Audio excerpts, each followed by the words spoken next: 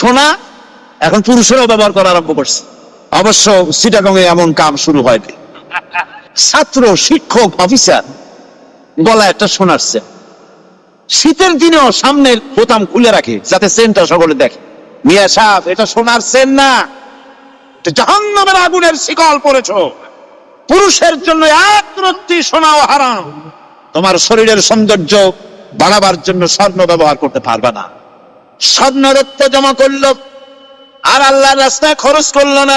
রব্বুল আলামিন বলেন, ইয়াউমা ইউহমা আলাইহা ফি নারি জাহান্নামা ফাতুকওয়া বিহা জিবাহুহুম ওয়া জুনুবুহুম ওয়া যুহুরুহুম। একদিন আসবে এমন যেদিন এই সঞ্চিত ধনরাশি সোনা দানাগুলি জাহান্নামের আগুন দিয়ে জ্বালানো হবে। আর জাহান্নামের আগুন দিয়ে জ্বালায়া এইগুলি দিয়ে তার পিঠের উপরে আর পাঁজরে সিল মারা হবে জাহান্নামের আগুন দিয়া। বলা হবে, হাদা মা কানাসতুম লিআনফুসিকুম ফাযুকু মা কুনতুম তাকনিজুন। মজা চাখো, স্বাদ গ্রহণ করো। এ হলো তোমার সেই সঞ্চিত সম্পদ, সঞ্চিত ধনরাশি যা তুমি জমা করেছো আর আল্লাহর রাস্তায় খরচ করনি। এখন এর শাস্তি গ্রহণ। সুতরাং সঞ্চয় জমা করা, সঞ্চয় করা, মাল জমা করা এক শ্রেণীর লোক আছে। আল্লাহ পাক বলছেন, আল্লাযী জামা মালান ওয়া আদ্দাদা। মাল জমা করে আর মোছে তেল মাখে। টেলিফোন করে, হ্যালো, সোনালী ব্যাংকের ম্যানেজার সাহেব নাকি? বলে, হ্যাঁ, দেখুন তো আমার ব্যালেন্সটা কত। উনি বললেন, বল্টু সাহেব, আপনার ব্যালেন্স হচ্ছে 50,77,372 টাকা 79 পয়সা। তখন মোজ হসে, আতর লাগায়, দেল মাখে আর মনে মনে আনন্দ হয়, আরো কিছু জমা করতে পারলেই তো কোটির কোটায় পৌঁছে যাব। আল্লাযী জামা মালান ওয়া আদ্দাদা। মাল জমা করে আর গুনতে থাকে, আল্লাহর রাস্তায় খরচ করে না। আল্লাহ রাব্বুল আলামিন বলছেন, খুয মিন আমওয়ালিহিম সাদাকাতান তুতাহহিরুহুম ওয়া তুযাক্কিহিম বিহা। তাদের অর্থ সম্পদ থেকে যাকাত উসুল করে তাদেরকে পবিত্র করে দাও। যাকাত আদায় করার মানেই হলো তার সম্পদ গুলি পাক হয়ে গেল। আলহামদুলিল্লাহ, সম্পদ পাক হয়ে গেল, পবিত্র হয়ে গেল। আর সেই সম্পদের যাকাত দেওয়া হয় না, আল্লাহর রাস্তায় খরচ করা হয় না, তা সম্পূর্ণরূপে অপবিত্র, নাপাক। যারা এটা দিবে না তাদের সম্পর্কে আল্লাহ পাক সূরা তাওবার ভিতরে বলেছেন, ওয়াল্লাযীনা ইয়াকনিজুনা আয-যাহাবা ওয়াল ফিদ্দাতা ওয়া লা ইউনফিকুনাহা ফী সাবিলিল্লাহি ফাবাশশিরহুম বিআযাবিন আলীম। যারা নাকি স্বর্ণ এবং রৌপ্যকে সঞ্চয় করে, জমা করে, ওয়া লা ইউনফিকুনাহা ফী সাবিলিল্লাহ, আর আল্লাহর রাস্তায় তা খরচ করে না, ফাবাশশিরহুম বিআযাবিন আলীম, তাদেরকে কঠিন পীড়াদায়ক শাস্তির সুসংবাদ দাও। পীড়াদায়ক শাস্তির কি দাও? শাস্তির কি সুসংবাদ হয় নাকি? হয়তো উচিত ছিল সেই শাস্তির দুঃসংবাদ শোনাও। না, আল্লাহ বলছেন সুসংবাদ শোনাও। এটার দৃষ্টান্তটা আমার ভাষায় আমি মানুষকে এভাবে বুঝাই। ছেলে খুব দুষ্ট, দুষ্টামির ঠেলায় অস্থির, তার মা মোটেই সামলাতে পারছে না। তখন মা বলে, বেটা, আমার কথা তো শুনলি না, তোর বাবা আসুক, তারপরে আমি তারে নালিশ করব। এমন পিটি দেবে, মজা টের পাবি তখন। পিটি দিলে কি মজা লাগে নাকি? তার মানে শাস্তির তীব্রতা বুঝাবার জন্য বলা হচ্ছে, মজাটা টের পাবা। আল্লাহ রাব্বুল আলামিন বলছেন, কঠিন পীড়াদায়ক শাস্তির সুসংবাদ ওদের দাও, সোনা রূপা যারা জমা করে রাখে, যাকাত দেয় না, আল্লাহর রাস্তায় খরচ করে। সোনা এখন পুরুষেরাও ব্যবহার করা আরম্ভ করছে। অবশ্য চিটাগংয়ে এমন কাম শুরু হয়নি। ছাত্র, শিক্ষক, অফিসার গলায় একটা সোনার চেন, শীতের দিনেও সামনের বোতাম খুলে রাখে যাতে চেনটা সকলে দেখে। মিয়া সাহেব, এটা সোনার চেন না, জাহান্নামের আগুনের শিকল পড়েছ। পুরুষের জন্য এক রত্তি সোনাও হারাম। তোমার শরীরের সৌন্দর্য বাড়াবার জন্য স্বর্ণ ব্যবহার করতে পারবে না। ঘুমাইতে চায়, হাতের শরীরের সমস্ত অঙ্গ প্রত্যঙ্গ ঘুমের কোলে নিবেদিত হয়ে যেতে চায়।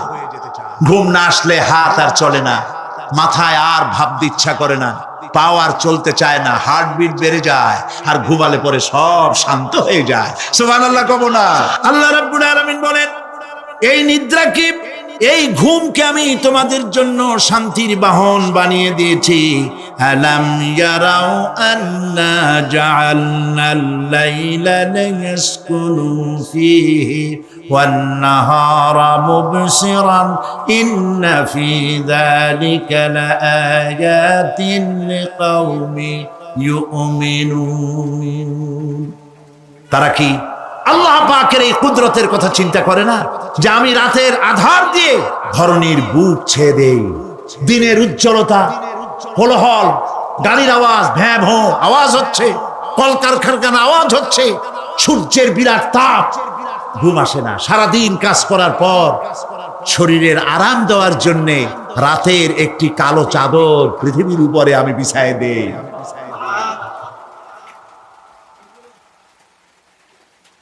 আর মানুষ আরাম গ্রহণ করে, শুধু মানুষ না, সব প্রাণী আরাম গ্রহণ করে। সুবহানাল্লাহ।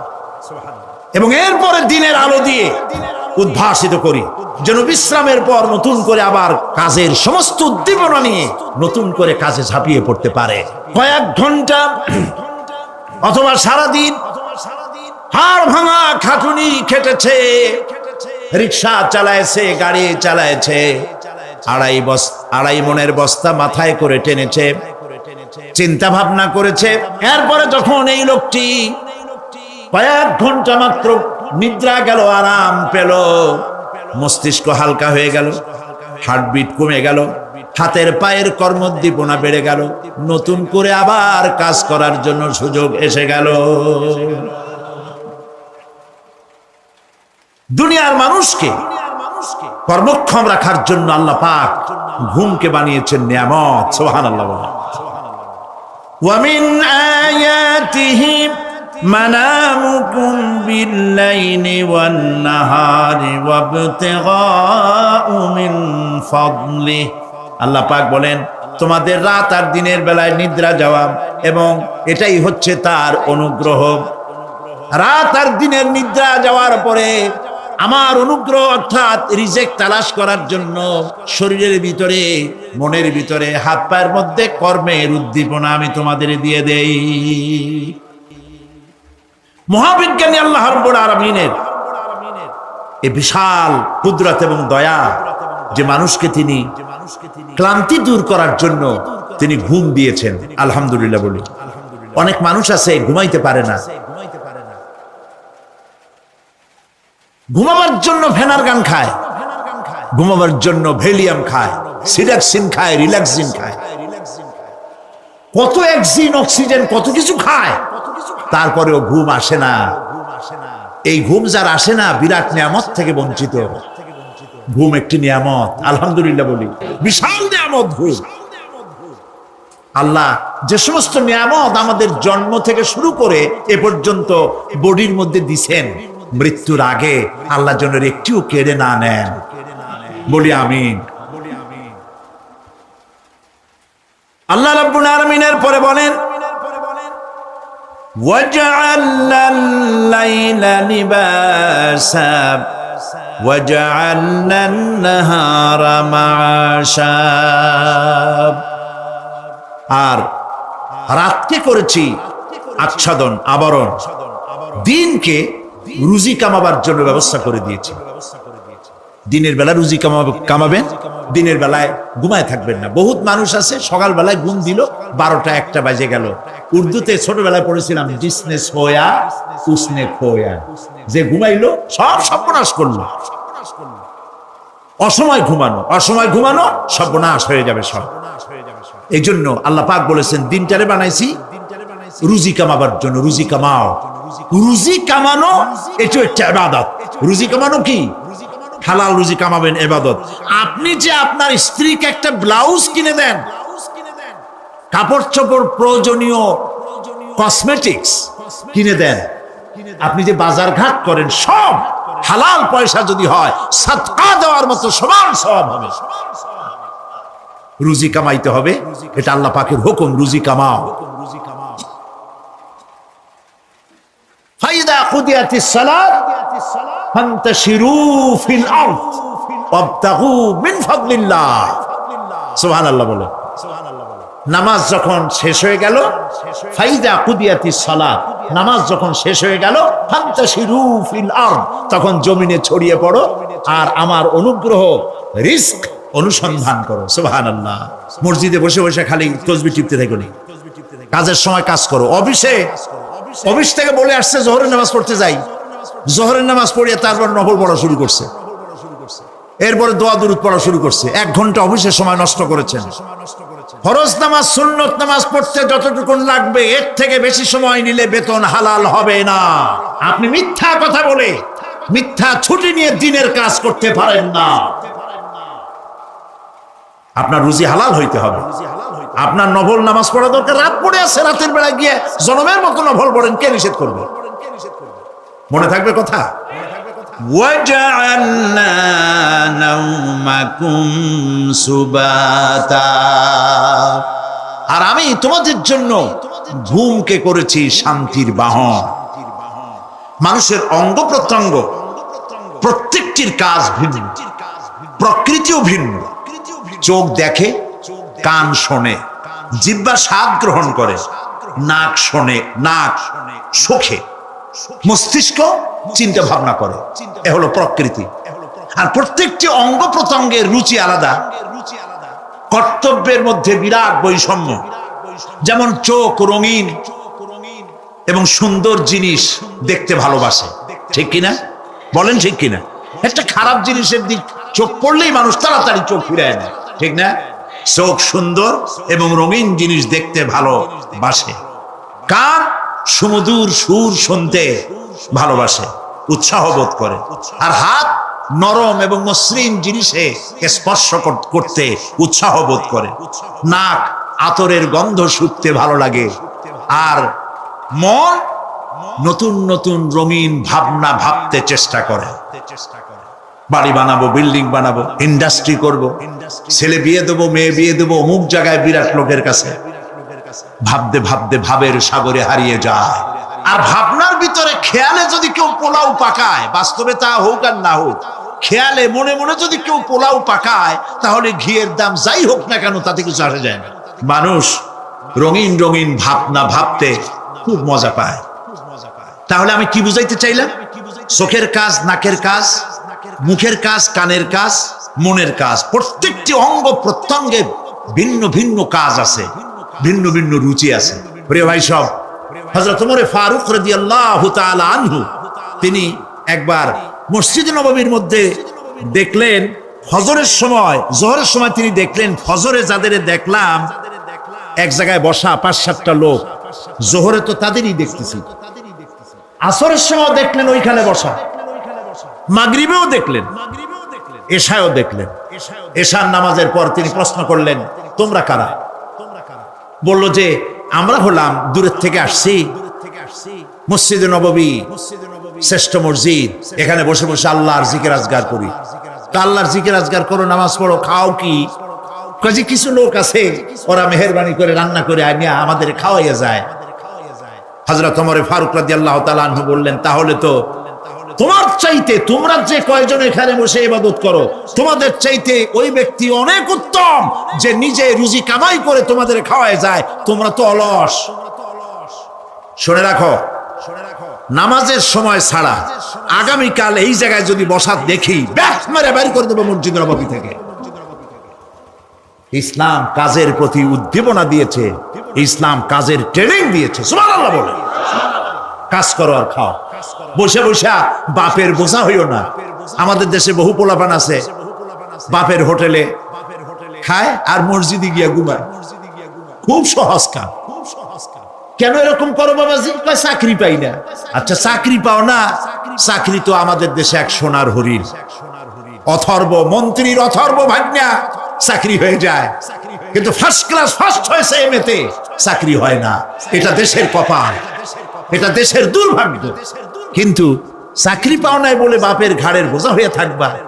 বউতে তোমার ঘুম দেখা বউ একা একা কানবে, আল্লাহ কোন উল্লুকের সাথে বিয়ে হইল আমার, সারাদিন ঘুমায়। প্রিয় ভাই সব, চাকরি পান নাই তো অসুবিধা কি? আপনি বাসের ড্রাইভার হন, আপনি সিনেমাদান বেচেন, আপনি জমিন চাষ করেন, জমিন চাষ করা লজ্জা। এই পৃথিবীর প্রথম মানুষ আদম আলাইহিস সালাম জমিন চাষ করেছেন, ইদ্রিস আলাইহিস সালাম দর্জিগিরি করেছেন, দাউদ আলাইহিস সালাম কর্মকার হয়ে লোহা দিয়ে অস্ত্র তৈরি করেছেন, নবী করিম সাল্লাল্লাহু আলাইহি ওয়াসাল্লাম ব্যবসা করেছেন। কাজী বেকার যুবকদেরকে বলতে চাই, বাপ আর শ্বশুরের বোঝা হয়ে থাকার মতো লজ্জার জিনিস আর কিছুই নাই। বাপের কামাই খাওয়া লেখাপড়া শেখার পর তোমার জন্য জায়েজ নাই।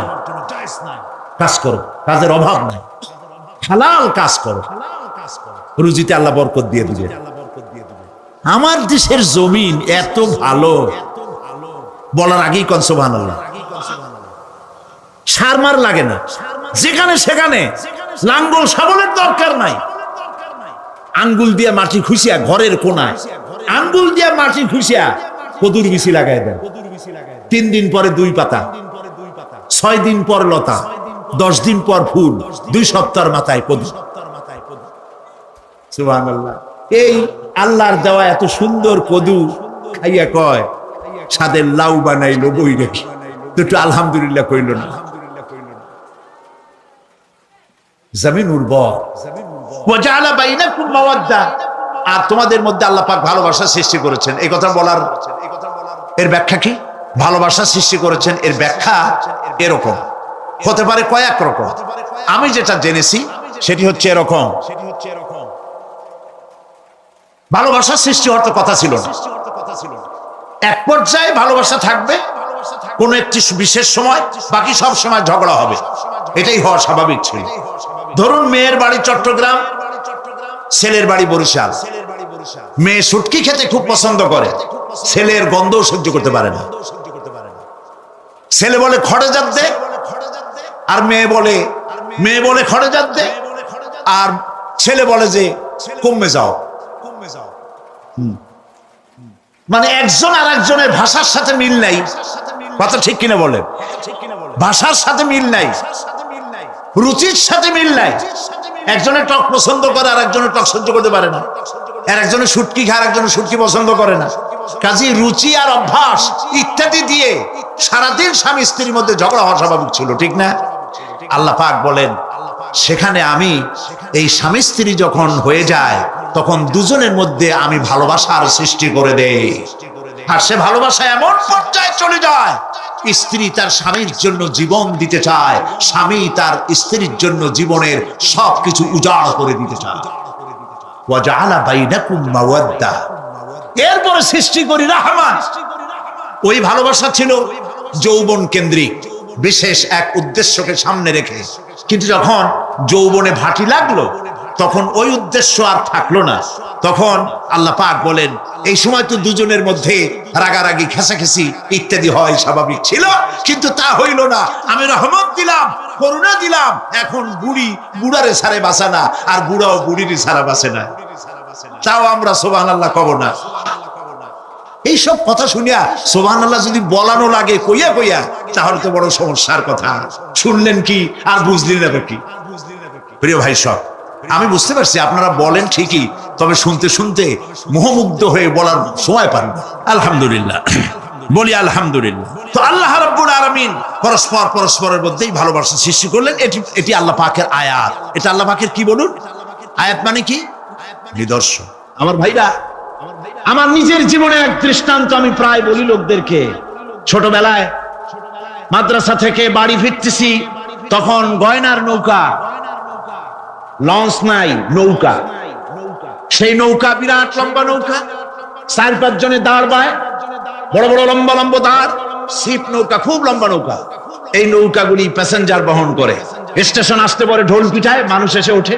রাতের বেলায় চলতে হয়, রাতেই এগুলো চলতো বেশি, আজকাল এগুলি আর নাই। সেই নৌকার মাঝখানে থাকতো বাঁশ পোতা, 2 দিকে মানুষ শোবে, নৌকার 2 দিকে মাথা দিয়ে, একদিকে পা দিয়ে শোবে। ছাত্র জীবন শুয়ে আছে এরকম করে, কিন্তু পা লম্বা করা যায় না। পা লম্বা করলে আর একজনের বুকের উপরে গিয়ে ওঠে। এভাবে করে পা কতক্ষণ গোটো করে রাখা যায়?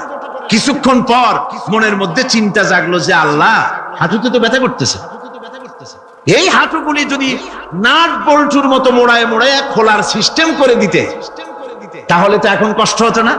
ঠ্যাংডারে মোড়ায়া খুলিয়া তারপরে ব্যাগের মধ্যে ভরিয়া বালিশের কাজে হতো, ঠ্যাংও ব্যথা করতো না। ছাত্র হলে যত চিন্তা মাথার মধ্যে আসে, এইসব চিন্তা, কেনুর মধ্যে একটা মুড়ি পেঁয়াজ হলে ভালো হইতো, এইসব চিন্তা করতেছে। চিন্তা করে করে এক ফাঁকে ঘুম এসে গেল। সকালবেলায় নৌকা যখন ফিরেছে স্টেশনে, ঘুম ভেঙে গেল যাত্রীদের চিৎকারে। একজন বলছে আমার মানি ব্যাগ চুরি হয়েছে, আর একজন বললো আমার হ্যান্ড ব্যাগ গেছে, আর একজন বলছে আমার ব্রিফ কেস গেছে, চোরে নিয়ে গেছে। ওরা তো যার যার হারানো জিনিস নিয়ে ব্যস্ত।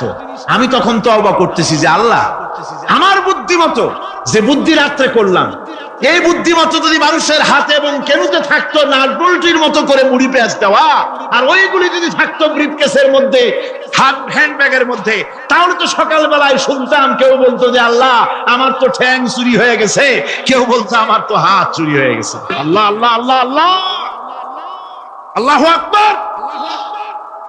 আল্লাহ সুবহানাহু ওয়া তাআলা কি সুন্দর করে তৈরি করেছেন। এত হাল তারা মিন ফুতুর, আমার সৃষ্টি নৈপুণ্যতার ভেতরে কোনো ভুল দেখতে পাও? কোনো ভুল পাবে না। আমার সৃষ্টি নৈপুণ্যতার ভেতরে কোনো ভুল নাই। সুবহানাল্লাহি বিহামদিহি, সুবহানাল্লাহি বিহামদিহি। এত সুন্দর করে আল্লাহ সুবহানাহু ওয়া তাআলা মানুষ সৃষ্টি করলেন। খলাকাল ইনসান আল্লামাহুল বায়ান, তিনি মানুষকে কথা বলা শিখিয়েছেন, তিনি মানুষকে সৃষ্টি করেছেন এত সুন্দর করে, চামড়া দিয়ে, সুন্দর করে চোখ দিয়ে, চুল দিয়ে, মুখ দিয়ে, কি সুন্দর করে বানিয়েছেন। সুবহানাল্লাহ। দেখুন, পায়ের তালুর চামড়া একরকম, তলার চামড়া আর এক রকম, বুকের চামড়া একরকম, পিঠের চামড়া আর এক রকম, ঠিক কিনা কর? পায়ের উপরের যে চামড়া, ওই চামড়াটা যদি পায়ের তলায় হতো, 2 দিনও হাঁটা যেত না। প্রতি সপ্তাহে 3 বার করে হাফসুল করা লাগবে। কোন ঠিক কিনা? আল্লাহ সুবহানাহু ওয়া তাআলা যেখানে যেটা দরকার তাই দিয়েছেন। আর ওরা বলে কি, কয় যে আল্লাহ নাই, দেয়ার ইজ নো গড। ছাগল কোথাকার। গ্যাগারিন বলেছেন, ইউরি গ্যাগারিন প্রথম মহাশূন্যচারী, মহাশূন্য পরিভ্রমণ করে এসে বললেন যে মহাশূন্যের লক্ষ লক্ষ মাইল পরিভ্রমণ করে এলাম। মহাশূন্যে হিন্দুরা যাকে ভগবান বলে, খ্রিস্টান যাকে গড বলে, মুসলমানেরা যারা আল্লাহ বলে, এই লক্ষ লক্ষ মাইলের কোন জায়গায় অস্তিত্ব দেখলাম। কিসের আল্লাহ, কিসের গড? নাউযুবিল্লাহি মিন যালিক। কত বড় ছাগল! তুমি দেখ আল্লাহ রে, তুমি তো নিজের শরীরই নিজে দেখো না। আমরা কি আমাদের নিজের শরীরটা দেখি? আয়নার সাহায্য ছাড়া হাতটা কেমন, হিপটা কেমন, ব্যাকটা কেমন, পেছনের উরুটা দেখতে কেমন, আজ পর্যন্ত আয়নার সাহায্য ছাড়া দেখতে পারি নাই। নিজের শরীরটাই দেখতে পারি নাই, আর এই শরীরের স্রষ্টাকে দেখতে চাই। সাহস তো কম না পাগলের। আল্লাহ সুবহানাহু ওয়া তাআলা তিনি মানুষকে সৃষ্টি করেছেন, কত সুন্দর করে তিনি বানিয়েছেন। একবার লক্ষ্য করে দেখো, শুকরিয়া আসবে আল্লাহর দরবারে, মাথা নত হয়ে আসবে। কি সুন্দর করে আল্লাহ পাক বানিয়েছেন। মানুষের শরীরে কিডনি লাগবে 2টি, কিডনি লাগবে 1টা। কিডনি কি? কিডনি হচ্ছে আপনার পেশাবকে ছেঁকে বের করে দেয়, একটা দারুণ জিনিস আপনার শরীরের জন্য। কিডনি যদি ইনঅ্যাক্টিভ হয়ে যায়, হাত পায়ে পানি এসে হাত পা ফুলে আপনি মৃত্যুর দিকে এগোতে থাকবেন। এই কিডনি, এই ছাকনি মাত্র 1টা হলে চলে, কিন্তু আল্লাহ পাক ছাকনি, এই কিডনি দিয়েছেন 2টো। কটা দিলেন? 2টো। একটা যদি কখনো ডিসঅর্ডার হয়ে যায়, আর একটা দিয়ে যেন আমার বান্দা কাজ চালায় নিতে পারে। সুবহানাল্লাহ বিহামদিহি, সুবহানাল্লাহ। চোখ তো একটা হলেও হয়, কিন্তু আল্লাহ চোখ দিলেন 2টো। কটা দিয়েছেন? 2টো চোখ দিয়েছেন, 2টো কান দিয়েছেন। আমি অবাক হয়ে গিয়েছি যখন আমার ছেলের চিকিৎসা চলতেছিল সিঙ্গাপুর মাউন্ট এলিজাবেথ হসপিটালে। 7টা অপারেশন হয়েছে। আমার ছেলে কারিবুল মত, একেবারে মৃত্যুর দুয়ারে চলে গিয়েছিল। 7টি অপারেশন, 40 ব্যাগ রক্ত লেগেছে। 2.5 ফিট তার ইন্টেস্টাইন কেটে ফেলেছে, 2.5 ফিট খাদ্যনালী কেটে ফেলে দিয়েছে। আমি ডাক্তারকে জিজ্ঞেস করলাম, সার্জনকে, 2.5 ফিট তার খাদ্যনালী তুমি কেটে ফেললে, তা আমার এই ছেলে খেয়ে হজম করবে কি করে? তার খাওয়াটাও প্রবলেম হবে না? ডাক্তার আমাকে যা বলল, শোনা মাত্র আমার চোখে পানি এসে গেল। ডাক্তার বলল, তুমি জানো না, আমি তো মাত্র 2.5 ফিট কেটেছি, তোমার স্রষ্টা, এই পৃথিবীর স্রষ্টা মানুষ যিনি সৃষ্টি করেছেন, প্রত্যেক মানুষের পেটের ভিতরে এই খাদ্য নালীকে রব্বুল আলামিন 22 ফিট লম্বা করেছেন। আমি তো মাত্র 2.5 ফিট কেটেছি। কোন প্রয়োজনে যদি কাটতে কাটতে আরো কাটা হয়, 10 ফিটও কাটা হয়, কষ্ট হবে না। সুবহানাল্লাহ ওয়া বিহামদিহি। তার শ্বাস নেওয়ার জন্য, প্রশ্বাস নেওয়ার জন্য কি ব্যবস্থা আল্লাহ পাক করেছেন। মানুষের হার্ট বিট হচ্ছে, এটাকে হার্ট বিট যেটা হয়, সংকোচন সম্প্রসারণ। এই যে মানুষ, ডাক্তাররা বলে রোগী হার্ট অ্যাটাক করেছে, হার্ট অ্যাটাক করেছে। হার্ট অ্যাটাক করবে, অ্যাটাকটা কি? অ্যাটাকটা হচ্ছে সংকোচন সম্প্রসারণ, সংকোচন সম্প্রসারণ, এরকম হচ্ছে। ফট করে এটা অ্যাটাক করলো, আর যদি ছেড়ে না দেয় এটাই অ্যাটাক করা, এটাই তার জীবনটা শেষ হয়ে যাওয়া। ডাক্তাররা বলেছেন যে মানুষের শরীরের সবকিছু চিন্তা করে, গবেষণা করে বহুত কিছু বুঝেছি, কিন্তু হার্টটা এরকম পাঞ্চিং কেন করে, এই জিনিস আজ পর্যন্ত আমাদের মাথায় ঢোকে নাই। সুবহানাল্লাহ। আল্লাহ পাক কি সুন্দর করে এই পাঞ্চিং এর মাধ্যমে, হার্ট যেভাবে করতেছে, এই পাঞ্চিং এর মাধ্যমে সমস্ত শরীরের রক্তগুলি পা থেকে শুরু করে মাথা পর্যন্ত সব ছড়িয়ে দেওয়া হচ্ছে, এভাবে ছড়িয়ে দেওয়া হচ্ছে, যাতে করে মানুষ জীবিত থাকে, শরীরের রক্ত গরম থাকে, হিম শীতল হয়ে মানুষ যেন মারা না যায়। এই জন্য আল্লাহ সুবহানাহু ওয়া তাআলা এত সুন্দর ব্যবস্থা করেছেন। এক সময় আঘাত পেয়ে অনেকগুলি রক্ত যদি পড়ে যায়, মানুষ রক্ত শূন্যতায় মরবে না, আবার খানিকটা রক্ত রিজার্ভ থাকে, আল্লাহ পাক রিজার্ভ করে রাখেন। স্পঞ্জের ভিতরে পানি থাকলে উপর থেকে টের পাওয়া যায়, ওরকম খানিকটা রক্ত আল্লাহ শরীরের ভিতরে রিজার্ভ করে গেছেন। এই জন্য বড় বড় ডাক্তাররা, বড় বড় ডাক্তার, বড় বড় বিজ্ঞানী কখনোই নাস্তিক হয় না। এইসব দৃশ্য দেখে তারা মনে করে নিশ্চয়ই একজন কেউ আছেন যিনি এগুলি তৈরি করেছেন, এগুলি এমনি এমনি হয় নাই। যিনি তৈরি করেছেন তিনি কে? তিনি হচ্ছেন আল্লাহ সুবহানাহু ওয়া তাআলা। তিনি এগুলি সৃষ্টি করেছেন, তিনি এগুলি তৈরি করেছেন। ওই আল্লাহ পাকের কাছেই আমাদের সকলকেই ফিরে যেতে হবে। আল্লাহ রাব্বুল আলামিন তিনি বলছেন, আমি মানুষ সৃষ্টি করেছি, খালাকাল ইনসানা আল্লামাহুল বায়ান। মানুষ সৃষ্টি করেছি, শুধু মানুষ কি সৃষ্টি করি নাই, আমি আবার তার জোড়াও তৈরি করে দিয়েছি। মানুষ একা একা না, পৃথিবীতে সব জোড়ায় জোড়ায় তৈরি করেছি। উদ্ভিদের মধ্যে জোড়া তৈরি করেছি, প্রাণী জগতের মধ্যে জোড়া তৈরি করেছি। এই দুনিয়ার ভিতরে যা কিছু আছে, উদ্ভিদ হোক আর মানুষ হোক, প্রাণী জগৎ হোক, সবগুলিকে আমি আল্লাহ জোড়া বানাইছি, জোড়ায় জোড়ায় নর এবং নারী সবগুলির মধ্যে করে দিয়েছি। ওয়া মিন আয়াতিহি আন খালাকা লাকুম মিন আনফুসিকুম আজওয়াজান লিতাসকুনু ইলাইহা ওয়া জাআলা বাইনাকুম মাওয়াদ্দাতান ওয়া রাহমা। আল্লাহ রাব্বুল আলামিন বলেন, আমার অগণিত নিদর্শনের ভিতরে এটাও একটি নিদর্শন যে আমি তোমাদের থেকে তোমাদের জোড়া তৈরি করেছি, তোমাদের স্ত্রীদেরকে তৈরি করেছি, যাতে করে তোমরা তাদের কাছে শান্তি পাও। আর তোমাদের মধ্যে ভালোবাসা সৃষ্টি করেছি, মহব্বত সৃষ্টি করে দিয়েছি। আর পরিণত বয়সে এই মহব্বতকে আমি আল্লাহ করুণার সহৃদয়তায় পরিণত করে দেই। তোমার থেকে তোমার জোড়া নারী সৃষ্টি করেছি, স্ত্রী। সেই স্ত্রীর কাছে তুমি তোমার স্বস্তি শান্তি ফিরে পাবে। আর যখন মৃত্যু হয়ে যাবে, তখন এই ভালোবাসাটা আমি করুণা আর মহব্বতের মধ্যে পয়দা করে দেই। এর দ্বারা এই ভালোবাসা এবং মহব্বতের মাধ্যমে সন্তান সন্ততি পৃথিবীতে আসে, নাতি আসে, পৌত্র আসে, পৌত্রী আসে, এভাবে করে আত্মীয় স্বজন পরিবেষ্টিত অবস্থায় দুনিয়ায় মানব বংশ আমি এভাবে করে বৃদ্ধি করি। আর এরপরে মানব সৃষ্টি করে মানুষকে এক পরিবেশ সৃষ্টি করে দিয়ে তাকে কথা বলারও আমি ভাষা শিখিয়েছি। আল্লামাহুল বায়ান। মানুষকে আমি কি শিক্ষা দিয়েছি? কথা বলতে আমি শিক্ষা দিয়েছি। কথা বলার কারণে মানুষ আর কথা বলতে পারে না বলে মানুষের সাথে পশুর সাথে এই বিরাট পার্থক্য। পশু কথা বলতে পারে না, মানুষ কথা বলতে পারে। কথা বলা হচ্ছে মানুষের একটা বিশেষ বৈশিষ্ট্য। আরে বায়ান শব্দের অর্থ শুধু কথা নয়, বায়ান শব্দের অর্থ হচ্ছে চেতনা, বুদ্ধি, অনুভূতি, প্রজ্ঞা, মেধা, চিন্তা, বিবেচনা, ইচ্ছা শক্তি, প্রতিরোধ শক্তি, এ সবগুলি বায়ানের ভিতরে সীমাবদ্ধ। যে আমি বায়ান শিক্ষা দিয়েছি, তার মানে এতগুলি জিনিস আমি তোমার মধ্যে আমি সৃষ্টি করে দিয়েছি মানুষের মধ্যে। এরপরে এ বায়ান একটি শিক্ষা।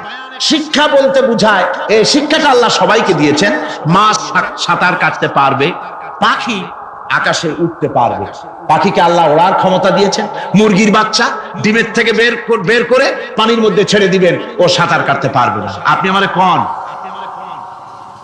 মুরগির ডিমের ভিতরে মুরগির বাচ্চা, হাঁসের ডিমের ভিতরে হাঁসের বাচ্চা, সে কি করে বোঝে ডিমের কোন অংশ পাতলা, সেই অংশটা সে অপারেশন শুরু করে দেয়। সে কিন্তু সব জায়গায় ঠকায় না। ওই ডিমের পর্দার ভিতরে একটা অংশ আছে পাতলা, সামান্য পাতলা, সেই পাতলা অংশ সে ঠুক করে একটুখানি অপারেশন করে, পর্দাটা ফেটে যায়, সেখান থেকে সে বেরিয়ে আসে। কে শিখালো যে এই জায়গায় ঠুক করে আওয়াজ কর, বেরোতে পারবি? কে শিখালো? আল্লাহ পাক শিক্ষা দিয়েছেন। এটা বায়ানের অন্তর্গত। মানুষকে দিয়েছেন বায়ান, ওকে দিয়েছেন শিক্ষা। হাঁসের বাচ্চা পানির ভিতরে ছেড়ে দিলে ওকে সাঁতার কাটতে হবে, কে শিখালো? আল্লাহ পাক। বাতাসে পাখিরা উড়ে বেড়ায় ডানা মেলে। আওয়ালাম ইয়ারাও ইলা তায়রি সাফাতিন ওয়া ইয়াকবিদনা মা ইউমসিকুহুন্না ইল্লার রাহমান। দেখে নাকি তারা পাখিটি কেমন? মেলি দুটি লঘু ডানা, উড়িয়া বেড়ায় শূন্যের পরে নাহি তার কোনো মানা। আবার সে ডানা গুটাইয়া চলে কিন্তু পড়ে না তবু, বলকে বাতারে শূন্যে রাখিছে ভিন্ন সে এক প্রভু। প্লেনের মতো, এরোপ্লেনের মতো, দেখছেন না পাখিগুলি এরকম এরকম করে ওড়ে। আবার কখনো উঠতে গিয়ে আর ডানা দোলায় না, দুটো ডানা শরীরের সাথে মিশাইয়া একেবারে রকেটের মতো উড়ে চলে যায়, কিন্তু পড়ে যায় না। কে তাকে শূন্যের উপরে রেখেছে? জোরে কর, কে রেখেছে? এই ট্রেনিং আল্লাহ পাক তাকে দিয়েছেন। আল্লাহ পাক তাকে এই শিক্ষা দিয়েছেন। এই শিক্ষা, পানিতে সাঁতার কাটবে মাছ, বায়ুতে ভেসে বেড়াবে পাখি, তারপরে মানুষের চোখের পলক পড়বে, পাকস্থলী হজম করবে, এসব শিক্ষা আল্লাহই দিয়েছেন। প্রত্যেকটা জিনিসকে সৃষ্টি করেছেন, আর তার কাজটাও কিভাবে হবে তাও আল্লাহ পাক শিখিয়ে দিয়েছেন। এই জন্য শুধুমাত্র এই শিক্ষাটুকুনি নয়, মূল শিক্ষা হচ্ছে আল্লামাহুল বায়ান। এর আসল অর্থ হলো মানুষের জ্ঞানের পূর্ণতার জন্য আল্লাহ পাক বায়ান দিয়েছেন। সে বায়ান হচ্ছে কোরআনে কারীম। সে বায়ান কি? কোরআন। এই কোরআন হচ্ছে মানুষের জ্ঞানের পূর্ণতা। কোরআন দিয়েই মানুষের জ্ঞান পরিপূর্ণ হয়। ওমা উতীতুম মিনাল ইলমি ইল্লা কালিলা। তোমাদেরকে খুব সামান্যতম জ্ঞান দেওয়া হয়েছে। আসল জ্ঞানের মালিক কে? আল্লাহ সুবহানাহু ওয়া তাআলা। আল্লাহ রাব্বুল আলামিন বলেন, আশ-শামসু ওয়াল কমারু বিহুসবানিন ওয়ান নাজমু ওয়াশ-শাজারু ইয়াসজুদান। সূর্য এবং চন্দ্র একটা বিরাট একটা হিসাবের অনুসরণে বাধ্য। সূর্য আর চন্দ্র একটা হিসাবের অনুসরণে বাধ্য, এর ব্যতিক্রম হওয়ার কোনো উপায় নাই। সূর্য এবং চন্দ্র তার আপন আপন কক্ষপথে ঘুরবে, ইচ্ছে মাফিক সূর্য চন্দ্র ঘুরতে পারবে না। 12টার সময় সূর্য এসে বলতে পারবে না, বেটা রাত আমি এখন উদিত হব, পারবে? পারবে না। দিনের দুপুরের সময় রাত এসে মাথা চাড়া দিয়ে জাগাতে পারবে না, দিন সরে যা আমি এখন সবটাকে রাত বানায় দেব, পারবে না। চন্দ্র এবং সূর্য একটা নির্ধারিত একটা হিসাবের অনুসরণে তারা রয়েছে, আর এই হিসাবের নিয়ম, কঠোর হিসাবের নিয়মতান্ত্রিকতার ভেতরে থাকার কারণেই মানুষের জন্য চন্দ্র, মাস, বছর ইত্যাদি গণনা মানুষের জন্য আল্লাহ সহজ করে দিয়েছেন। আল্লাহ পাকের নবীর কাছে জিজ্ঞাসা করা হচ্ছে, ওয়ায়াসআলুনাকা আনিল আহিল্লাম। নবী, আপনাকে প্রশ্ন করা হয় চাঁদ সম্পর্কে। কাফেররা প্রশ্ন করেছে, চাঁদের ক্রমবর্ধমান ক্রমহ্রাস কেন? চাঁদ বাড়ে কেন, কমে কেন? আপনারে জিজ্ঞাসা করা হয়, আপনি জবাবে বলুন, কুল হিয়া মাওয়াকিতু লিন্নাস। বলুন, এ চাঁদ হচ্ছে মাস, দিন, বছর গণনা করার জন্য, গোটা পৃথিবীবাসীর জন্য আমি একটা স্থায়ী ক্যালেন্ডার আকাশে ঝুলায় রাখছি। জোরে কোন সুবহানাল্লাহ। বিনা পয়সার ক্যালেন্ডার কে ঝুলায় রাখছেন? আল্লাহ সুবহানাহু ওয়া তাআলা। তিনি ঝুলিয়ে রেখেছেন এই ক্যালেন্ডারকে। আর এই চন্দ্র সূর্য নিজের ইচ্ছা মাফিক চলতে পারে না। আল্লাহ পাক কোরআনে কারিমে বলেছেন, আফা গায়রা দীনিল্লাহি ইয়াবগুন ওয়া লাহু আসলামা মান ফিস সামাওয়াতি ওয়াল আরদি তাওআন ওয়া কারহা। তোমরা কি আমার দেওয়া জীবন ব্যবস্থা ছেড়ে দিয়ে মানুষের তৈরি করা, অন্যের তৈরি করা মতবাদ গ্রহণ করতে চাও? ওয়ালাহু আসলামা মান ফিস সামাওয়াতি ওয়াল আরদ। অথচ আকাশে যা কিছু আছে, জমিনে যা কিছু আছে, সব আমার কি করছে? আমার হুকুম মেনে, আমার আনুগত্য করে তারা চলছে। আনুগত্যের সামনে মস্তক অবনত করে দিয়েছে। তাই তো আমরা দেখতে পাই তাল গাছে কোনোদিন বেল হয় না। হয়? তাল গাছে বেল হয়? নারকেল গাছে আম হয়? নিম গাছে লিচু হয়? হয় না। আল্লাহর সুন্নতের ভিতরে কোনো পরিবর্তন পাওয়া যাবে না। দেখুন, বঙ্গোপসাগরের পানি মিষ্টি না নোনা? সবাই বলুন, মিষ্টি না নোনা? বঙ্গোপসাগরের নোনা পানি জোয়ারের টানে এই বঙ্গোপসাগরের নোনা পানিগুলি পদ্মা, মেঘনা, যমুনার ভিতরে প্রবেশ করে মিষ্টি পানির ভিতরে। আবার ভাটির টানে পদ্মা, মেঘনা, যমুনার পানিগুলি, মিষ্টি পানিগুলি নোনা পানির মধ্যে গিয়া ঢোকে। মাঝখানে কোনো পার্টিশন নাই। নোনা পানি মিষ্টি পানির এলাকাকে নোনা বানাতে পারে না, আবার মিষ্টি পানিগুলি গিয়া নোনা পানিগুলির মিষ্টি বানাইতে পারে না। কার হুকুম পালন করে? কার হুকুম? النجم والشجر يسجدان والسماء رفعها ووضع الميزان। তারকা, বৃক্ষরাজি সব সেজদায় রত। তারাই সেজদা দেয় কারে? কারে সেজদা দেয়? চাঁদ সেজদা করে কাকে? সূর্য করে কাকে? গাছপালা করে কারে? আল্লাহ পাককে সেজদা করে সবাই। সমস্ত সৃষ্টি জগতের কাজ হলো তিনটা। সৃষ্টি জগতের কাজ কয়টা? তিনটি কাজ। একটা কাজ হচ্ছে সৃষ্টি জগৎ মহান আল্লাহর উদ্দেশ্যে সিজদা করবে, তার হামদ করবে, তার তাসবিহ করবে। তিনটা কাজ। সিজদা করবে, হামদ করবে, তাসবিহ করবে। এই তিনটা কাজ হচ্ছে সৃষ্টি জগতে। গোটা পৃথিবীর সবকিছু আল্লাহ পাককে সিজদা করছে। কোরআনে কারীমে রব্বুল আলামিন বলেন, وَلِلَّهِ يَسْجُدُ مَن فِي السَّمَاوَاتِ وَالْأَرْضِ طَوْعًا وَكَرْهًا وَظِلَالُهُم بِالْغُدُوِّ وَالْآصَالِ। আল্লাহ পাক বলেন, আকাশে যা কিছু আছে, জমিনে যা কিছু আছে, সব কিছু আমার সেজদা করে। এমনকি গাছগুলি, গাছও আমার সেজদা করে। গাছগুলি সকাল বেলায়, গাছের ছায়া সকাল বেলায় আর বিকাল বেলায় নিজের ছায়া লম্বা করে দিয়ে আমার সামনে সেজদায় পতিত হয়ে যায়। গাছগুলি আমাকে সেজদা করে। তারকা সমূহ, চন্দ্র, সূর্য সব আমাকে সেজদা করে।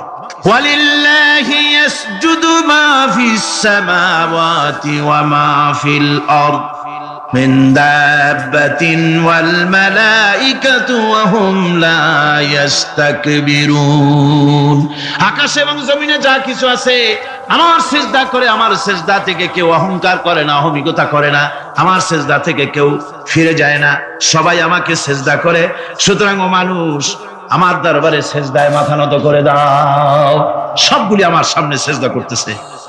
আলাম তারা আন্নাল্লাহা ইয়াসজুদু লাহু মান ফিস সামাওয়াতি ওয়া মান ফিল আরদ ওয়াশ-শামসু ওয়াল কামারু ওয়ান নুজুমু ওয়াল জিবালু ওয়াশ-শাজারু ওয়াদ-দাওয়াবু ওয়া কাসীরুম মিনান নাস।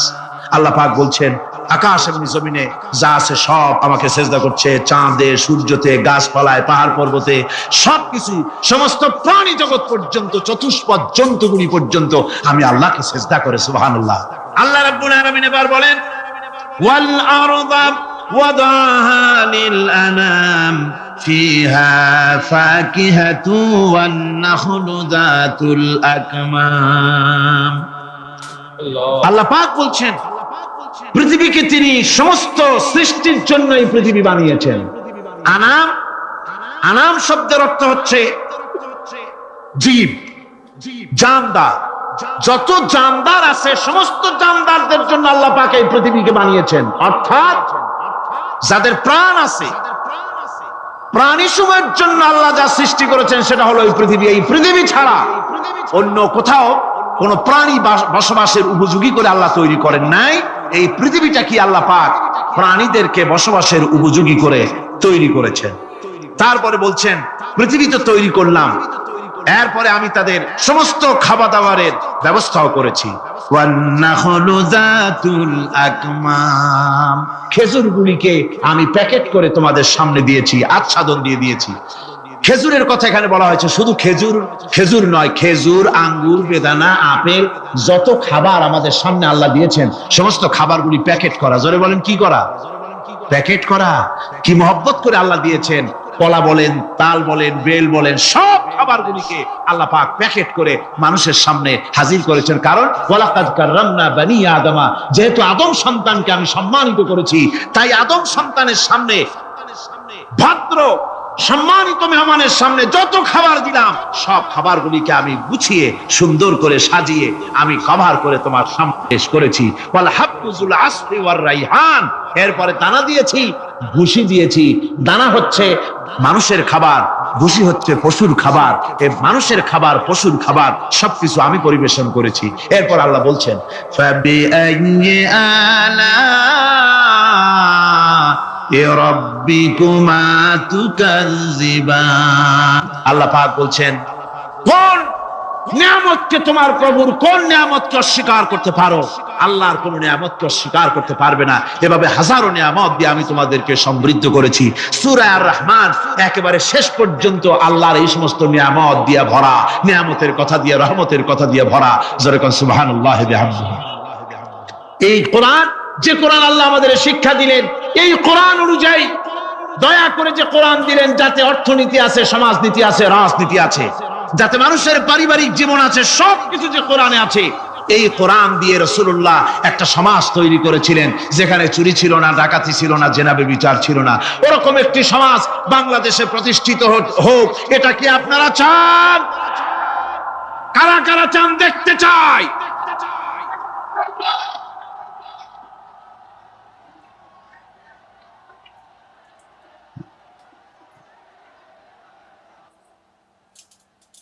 আলহামদুলিল্লাহ, সবাই কোন আলহামদুলিল্লাহ। আদব রক্ষা করুন, আদব রক্ষা করুন, তাড়াতাড়ি বসুন, তাড়াতাড়ি। আলহামদুলিল্লাহ। আমি বুঝছি ওই এক বুড়ি আছাড় খেয়ে পড়ে গেছিল, বললো যে পড়লাম যখন তুমি একটু পান খাইয়ে নি, মানে স্লোগানের সুযোগ যখন পাইলাম একটু দাঁড়ায় কোমরটা সোজা করে নি। মন্দ না, ভালোই করেছে। আল্লাহ পাক বলছে খলাকাল ইনসানা আল্লামাহুল বায়ান, আমি মানুষকে সৃষ্টি করেছি। দেখো তোমার নিজের দিকে তাকাও। ফালয়ানজুরিল ইনসানু মিম্মা খুলিক, কিভাবে মানুষ তোমাকে সৃষ্টি করা হলো একবার তাকায় দেখো, তোমার শরীরের দিকে একটু তাকায় দেখো তো কেমনে আমি বানাইলাম, কিভাবে তৈরি করলাম, লক্ষ্য করো। এই যে মাথা, এই মাথাটার ভিতরে আছে মগজ, ব্রেন। বিজ্ঞানীরা বলেছেন এতে 1000 মিলিয়ন নার্ভ সেলস আছে। 1000 মিলিয়ন নার্ভ সেল। সেল হচ্ছে CELL, সেল। সেল মানে কোষ। এই 1000 অনুভূতি কোষ, 1000 মিলিয়ন অনুভূতি কোষ রয়েছে মাথার ভেতরে। মস্তিষ্কের এসব কোষগুলি, এসব সেলগুলি, তার মধ্যে আবার আছে নার্ভ ফাইবার, অর্থাৎ সূক্ষ্ম সূক্ষ্ম নার্ভ সুতা সমগ্র শরীরের মধ্যে তা ছড়িয়ে দেওয়া আছে। এই সূক্ষ্ম সুতার মাধ্যমে ঘন্টায় 70 মাইল বেগে শরীরের প্রত্যেকটা অঙ্গ প্রত্যঙ্গের খবর মস্তিষ্কের মধ্যে চলে যায়। সুবহানাল্লাহ বিহামদিহি। আপনার পায়ে যদি কাটা ফোটে, শরীরে যদি ব্যথা লাগে, ঘন্টায় 70 মাইল বেগে সূক্ষ্ম সূক্ষ্ম যে তারগুলি আল্লাহ দিয়েছেন, ওই তারের মাধ্যমে আপনার মাথায় চলে যায়। মস্তিষ্কে গেলে পরে তড়িৎ গতিতে সিদ্ধান্ত হয় কাটা তুলতে হবে। অথবা একটা সাপ দেখেছেন, সাপ প্রথম চোখ দিয়ে দেখলেন, চোখ, এই চোখের ভিতরে আপনার 130 মিলিয়ন লাইট রিসেপ্টর আছে, অর্থাৎ বিভিন্ন দৃশ্যকে, ছবিকে ক্যাচ করার মতো 130 মিলিয়ন লাইট রিসেপ্টর গ্রহণযোগ্য মেশিন রয়েছে চোখের ভিতরে। চোখ দিয়ে সাপ দেখলেন, চোখের ভিতরে রয়েছে আবার অসংখ্য তার, এই অসংখ্য তার ব্রেনের সঙ্গে জুড়ে দেওয়া আছে। চোখ সাপ দেখলো, 70 মাইল বেগে প্রতি ঘন্টায় এই খবর তড়িৎ প্রবাহের মতো মস্তিষ্কের ভেতরে চলে গিয়েছে। মস্তিষ্ক সঙ্গে সঙ্গে ডিসিশন দিচ্ছে, দৌড় মারো, অথবা লাঠি হাতে নাও, অথবা যে কোনো একটা পজিশন তাকে সাথে সাথে সিদ্ধান্ত দিয়ে দিচ্ছে। জোরে বলেন সুবহানাল্লাহ। এই অনুভূতি শক্তি যদি আল্লাহ পাক না দিতেন মানুষের শরীরে, পায়ের মধ্যে পাথর ঢুকলে, কাঁটা তো কাঁটা, পাথর ঢুকলেও টের পাইতাম না। আল্লাহ পাক এই ব্যবস্থা করে দিয়েছেন মস্তিষ্কের মধ্যে এতগুলি সেল, প্রত্যেকটা সেলের আলাদা আলাদা কাজ। সুখ, দুঃখ, ভালোবাসা, মোহাব্বত, আনন্দ, স্বাদ ইত্যাদি জিনিসের অনুভূতি মস্তিষ্কের ভেতর থেকেই হয়। এখানে সেগুলি রেখে দেওয়া হয়েছে। তারপরে রয়েছে এই মস্তিষ্কের ভেতরে মেমোরি, স্মৃতি, স্মৃতি শক্তি। দেখুন টেপ রেকর্ডার, টেপ রেকর্ডারে ওয়াজগুলি রেকর্ড হচ্ছে, তাফসীর রেকর্ড হচ্ছে। কিছুদিন পর ওই রেকর্ডের উপরে আর একটা কথা যদি উঠান, তাহলে প্রথম কথা থাকবে? প্রথম গান বা ওয়াজ থাকবে? নষ্ট হয়ে যাবে। কিন্তু আল্লাহ রাব্বুল আলামিন আপনার আমার মাথার ভিতরে এমন এক ফিতা দিয়ে দিয়েছেন, এমন একটা মেমোরি ফিতা দিয়েছেন, যেই ফিতার ভিতরে হাজার হাজার, লক্ষ লক্ষ, কোটি কোটি সমস্ত কথাগুলি ধরবে, আপনি মুখস্থ করতে পারবেন। আগে যা মুখস্থ করেছেন, পরে মুখস্থ করলে পরে আগেরটা মুছে যাবে না। সুবহানাল্লাহ বিহামদিহি। কি সুন্দর করে মস্তিষ্কের ভেতরে এই মেমোরি শক্তিকে আল্লাহ পাক তৈরি করে দিয়েছেন। চিন্তা করলে মাথা নত হয়ে যাবে আল্লাহর দরবারে। আল্লাহ পাক বলছেন, এই জিনিস আমি তোমার মাথার মধ্যে রেখেছি। দেখুন মানুষ কত কথা বলে, কত বই পড়ে, মানুষের মাথায় যত কথা আছে সব কথা যদি লিপিবদ্ধ হয়, ভলিউম ভলিউম হয়ে যাবে, যা একটা লাইব্রেরিতে ধরা সম্ভব নয়। অর্থাৎ আপনার মাথাটা হচ্ছে একটা বিশ্বকোষ, আপনার মাথাটা হচ্ছে একটা বিরাট বিশ্বজোড়া লাইব্রেরি। জোরে কোন সুবহানাল্লাহ। আপনার মাথায় যা আছে তা আপনার কোনো বিল্ডিং এর মধ্যে ধরবে না, কোনো গ্রামে, কোনো দেশের মধ্যে তা ধরবে না। এত জিনিস আপনার মাথার মধ্যে আছে, ঠিক কিনা? আল্লাহ পাক একটা চোখ আমাদের দিলেন। আল্লাহ রাব্বুল আলামিন বলেন, আলাম নাজআল লাহু আইনাইনি ওয়া লিসানান ওয়া শাফাতাইন ওয়া হাদাইনাহুন নাজদাইন।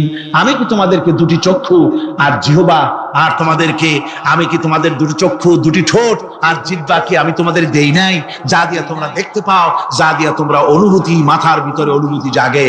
এই যে দুটো চোখ দিলাম, সুবহানাল্লাহ, সুবহানাল্লাহ বলে। দুটি চোখ আছে বলে এই সুন্দর পৃথিবী দেখতে পাই। চোখ দুটি না থাকলে পৃথিবী অন্ধকার, মা দেখতে পাবো না, কোরআন দেখতে পাবো না, পৃথিবী দেখতে পাবো না, বাপ দেখতে পাবো না, সন্তান দেখতে পাবো না, দুনিয়াটা মিথ্যা হয়ে যাবে, ঠিক কিনা? ছোট্ট চোখ, 1 থেকে 1.5 ইঞ্চির ভিতরে এত সুন্দর দুটি ক্যামেরা, যে ক্যামেরা দিয়া দুনিয়ার সব কিছুকে ক্যাচ করা যায়, সব ক্যাচ করা যায়। বলুন তো, এমন একটা বাক্স আপনারা কেউ বানায় দিতে পারবে যে বাক্সের ভিতরে হাতি, ঘোড়া, বাঘ, ভল্লুক, ময়না, টিয়া, পাহাড়, পর্বত, নদ, নদী, কীট, পতঙ্গ, তরু, লতা, গাছপালা, গোষ্ঠী শুদ্ধা ধরবে, আরো খানিকটা জায়গা বাকি থাকবে, এরকম একটা বাক্স কেউ বানায় দিতে পারবে? এমন একটা বাক্স পৃথিবীর কোন মিস্ত্রি বানাতে পারবে না। কিন্তু আল্লাহ রাব্বুল আলামিন আপনার আমার কপালের নিচে 1 থেকে 3 ইঞ্চির ভিতরে এমন 2টা ফিল্ম বক্স তৈরি করে দিয়েছেন, যা দিয়ে তাকাবেন আপনি কোটি কোটি মানুষ দেখবেন, পাহাড় দেখবেন, সমুদ্র দেখবেন, সূর্য দেখবেন, চন্দ্র দেখবেন। এত কিছু দেখার পরেও চোখের ভিতরে আরো খানিকটা জায়গা ফাঁকা থেকে যায়। কি বিরাট নিয়ামত এই চোখ আল্লাহ পাক আমাদেরকে দান করেছেন। এই চোখকে হেফাজতের জন্য আবার চোখের উপরে সানসেট তুলে দেওয়া আছে। সানসেট ভুরু, আল্লাহ ভুরু লাগায় দিয়েছেন, নিচে একটু হাড় জায়গায় দিয়েছেন, উপরে সানসেট, ভেতরে চোখ, যাতে করে বল এসে লাগলে পরে চোখটা গলে না যায়, আছাড় খেলে পরে চোখটা গলে না যায়, চোখটাকে সেফ সাইডে রেখে দিয়েছেন আল্লাহ পাক সুবহানাহু ওয়া তাআলা। আল্লাহ পাকের কাছে শুকরিয়া তো আদায় করলাম না, আদায় করি। আসুন পড়ি আমরা সবাই, আলহামদুলিল্লাহি রাব্বিল আলামিন। আল্লাহ পাক বলেন, আলাম নাজআল লাহু আইনাইনি ওয়া লিসানান ওয়া শাফাতাইন। জিহ্বা দিলাম আমি তোমাকে, এই জিহ্বার ভিতরে 3000 আস্বাদন স্তর আছে। বিজ্ঞানীরা বলেছেন একটা জিহ্বার মধ্যে 3000 আস্বাদন স্তর আছে। প্রত্যেকটা স্তরের সাথে মস্তিষ্কের সাথে তার লাগানো আছে। জিহ্বায় সব জিনিসের টেস্ট নেবেন, আর তার অনুভূতি, তার স্বাদটা ওখানে টের পাবে মস্তিষ্কের ভেতরে। এই জিহ্বা আল্লাহ পাক দান করে দিলেন মুখের মধ্যে। সুবহানাল্লাহি বিহামদিহি। সব রকমের স্বাদ পান না একরকম? জিলাপির স্বাদ একরকম, রসগোল্লার স্বাদ আর এক রকম, ছানার স্বাদ আর এক রকম, বেলের স্বাদ একরকম, তালের স্বাদ আর এক রকম, মুরগির স্বাদ একরকম, খাসির স্বাদ আর এক রকম, লট্টা ফিশের স্বাদ একরকম, শুটকির স্বাদ আর এক রকম, কোরাল মাছের স্বাদ আর এক রকম, শাকের স্বাদ আর এক রকম। হাজার হাজার খাদ্য দ্রব্যের স্বাদ এক জিহ্বা দিয়ে আল্লাহ রাব্বুল আলামিন নেওয়ার তৌফিক দিলেন। খালাকাল ইনসান, কি সুন্দর করে মানুষ বানালাম। দেখিস না, শুকরিয়া আদায় করিস না, এগুলি দেখবি আর শুকরিয়া আদায় করবি কি সুন্দর করে আমি আল্লাহ তোমাকে সৃষ্টি করেছি। শুধু তাই নয়, আল্লাহ পাক বলেন, ইয়া আইয়ুহাল ইনসানু মা গাররাকা বিরাব্বিকাল কারীম। ও মানুষ, কোন জিনিস তোমাকে ধোঁকায় ফেলে দিল?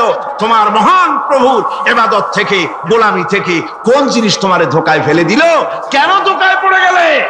আল্লাহ রাব্বুল আলামিন তাই বলেন, ইয়া আইয়ুহাল ইনসানু মা গাররাকা বিরাব্বিকাল কারীম।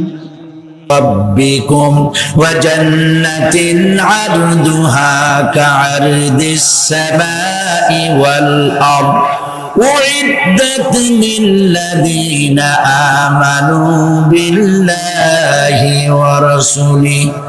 আল্লাহ পাক বলেন, প্রতিযোগিতা করো আল্লাহর মাগফিরাত কামনার জন্য আর জান্নাতে যাওয়ার জন্য প্রতিযোগিতা করো, আল্লাহর রহমত পাওয়ার জন্য সৎ কাজের প্রতিযোগিতা করো, তাহলে আল্লাহ রাব্বুল আলামিন তোমাদেরকে ক্ষমা করবেন আর তোমাদের জন্য এমন জান্নাত দিবেন যেই জান্নাত আকাশের বিশালতার, জমিনের বিশালতার মতো। এই বিরাট জান্নাত তোমাদেরকে দিবেন। এই জান্নাত চিরস্থায়ী সুখ এবং শান্তি জায়গা হবে। مثل الجنة التي وعد المتقون فيها أنهار من ماء غير آسن وأنهار من لبن لم يتغير طعمه। আল্লাহ পাক বলছেন, জান্নাত আল্লাহ পাক ওয়াদা করেছেন মুত্তাকিদের জন্য। আল্লাহ পাক জান্নাত দিবেন, যে জান্নাতের ভিতরে রয়েছে মধুর প্রস্রবণ, রয়েছে দুধের প্রস্রবণ, রয়েছে সেখানে স্বচ্ছ পানির প্রস্রবণ রয়েছে। এই সুন্দর জান্নাত, ঝর্ণা ধারা আল্লাহ পাক সৃষ্টি করেছেন, বাগ বাগিচা দিয়ে ভরে রেখেছেন জান্নাত। সেই জান্নাতে জান্নাত হবে এয়ার কন্ডিশন, রোদ্রের তাপ হবে না সেখানে, রোদ্রের খরক তাপ হবে না সেখানে, ঠান্ডার প্রচন্ডতা থাকবে না। কিরকম হবে জায়গাটা? আল্লাহ পাক বলছেন, মুত্তাকিনা আলাল আরাইকি লা ইয়ারাউনা ফিহা শামসান ওয়ালা জামহারিরা ওয়া দানিয়াতান আলাইহিম যিলালুহা ওয়া যুল্লিলাত কুতুফুহা তাযলিলা। আল্লাহ পাক এমন জান্নাত রেখেছেন, সেই আল্লাহ পাক সেই জান্নাতের ভিতরে জান্নাতীরা ঠেস লাগায়া মুখোমুখি অবস্থায় তারা সেখানে বসবে, আর জান্নাতীদের মনের মধ্যে কোনো দুঃখ থাকবে না, পেরেশানি থাকবে না। পৃথিবীতে মানুষের দুঃখ থাকে, পেরেশানি থাকে, সেখানে কোনো দুঃখ আর পেরেশানি থাকবে না। সেই জায়গাটা হবে শীতাতপ নিয়ন্ত্রিত, না শীত না গরম, চির বসন্ত বিরাজ করবে। জান্নাতীরা সেখানে থাকবে। এই সুন্দর জান্নাত আল্লাহ পাক রেখেছেন মুত্তাকিদের জন্য। সুবহানাল্লাহ। কাফেরদের জন্য জান্নাত হবে, জাহান্নাম হবে চিরকাল। খালিদিনা ফিহা আবাদান, চিরকাল কাফেরেরা জাহান্নামে থাকবে। সর্বশেষ যে ব্যক্তি জাহান্নাম থেকে মুক্তি লাভ করবে তাকে আল্লাহ পাক বলবেন, ফেরেশতাদেরকে বলবেন, আমার ফেরেশতারা আমার এই বান্দাকে জান্নাত এবং জাহান্নামের মাঝখানে রেখে দাও। জান্নাত এবং জাহান্নামের মাঝখানে লোকটি যখন থাকার জায়গা পাবে, সে জান্নাতের দিকে তাকায়া দেখবে আর কাঁদতে থাকবে। আল্লাহ পাক জিজ্ঞেস করবেন বান্দারে, যুগের পর যুগ ধরে জাহান্নামে কেঁদেছো, আমি রব্বুল আলামিন জাহান্নাম মাফ করে দিয়া জান্নাত জাহান্নামের মাঝখানে রেখে দিয়েছি, আযাব থেকে তো বেঁচে গেছো, এখন কাঁদো কেন? লোকটি বলবে রব্বুল আলামিন কাঁদি এই কারণে, জাহান্নাম থেকে মাফ করেছো, তোমার শুকরিয়া আদায় করি। জান্নাত তো আমার কপালে নাই, কিসমতে নাই, কিন্তু জান্নাত আমি এখান থেকে দেখতে পাচ্ছি, জান্নাতের সুঘ্রাণ আমার নাকে আসতেছে, কপালে নাই যাওয়ার। আমি কাঁদি এই জন্য, তুমি যদি মেহেরবানি করে আমাকে জান্নাতের দরজার কাছে একটু দাঁড় করায় দিতা, প্রাণ ভরে তোমার জান্নাতের দৃশ্যটা একটু দেখতাম। আল্লাহ পাক তার আরজি পূরণ করবেন, বলবেন যাও, ফেরেশতাদের বলবেন এর জান্নাতের দরজার কাছে দাঁড় করায় দাও। জান্নাতের দরজার কাছে দাঁড়িয়ে লোকটি আবার কান্না শুরু করবে। আল্লাহ পাক প্রশ্ন করবেন এবার কান্দো কেন? লোকটি বলবে রব্বুল আলামিন কান্দি এই কারণে, জান্নাতের এই দরজায় দাঁড়ায়া জান্নাতের অফুরন্ত নেয়ামত কিছুই ভালো করে দেখা যায় না, শুধু অল্প জায়গা দেখি। যদি তুমি আমারে দয়া করে জান্নাতের মাঝখানে দাঁড় করায় দিতা, চতুর্দিকে তাকায়া তাকায়া দেখা কলিজারে ঠান্ডা বানাইতাম। তবে আমি ওয়াদা করি জান্নাতের কোন নাজ নেয়ামত, কোন ফল আমি খাবো না, ধরবো না, ছুঁইবো না। একটুখানি মেহেরবানি করে মাঝখানে দাঁড় করাইয়া দাও, জান্নারে ঠান্ডা করি। আল্লাহ রাব্বুল আলামিন ফেরেশতাদের বলবেন আমার এই বান্দারে জান্নাতের মাঝখানে দাঁড় করাইয়া দে। আল্লাহর নবী বলেন জান্নাতের মাঝখানে দাঁড়িয়ে লোকটি আগের চাইতে আরো জোরে চিৎকার মেরে কাঁদতে থাকবে। আল্লাহ পাক বলবেন বান্দারে কি হলো তোর? দরজার কাছে আসতে চাইছিলে, আইনা দিলাম। আবার এবার মাঝখানে আসতে চাইছো, তাও এনে দিয়েছি। আবার কান্দো কেন? লোকটি বলবে রব্বুল আলামিন এবার কান্দি এই জন্যে, তুমি যখন দয়া করে একটিবার জান্নাতের মাঝখানে এনে আমাকে দাঁড় করায় দিয়েছো, তুমি রহমান রহিম গফুরুর রহিম, এই জান্নাত থেকে আমারে আর বাইর করে দিও না। আল্লাহ রাব্বুল আলামিন বলবেন ও আমার বান্দারে, আমার এই জান্নাত তোর খুব পছন্দ হয়েছে নাকি?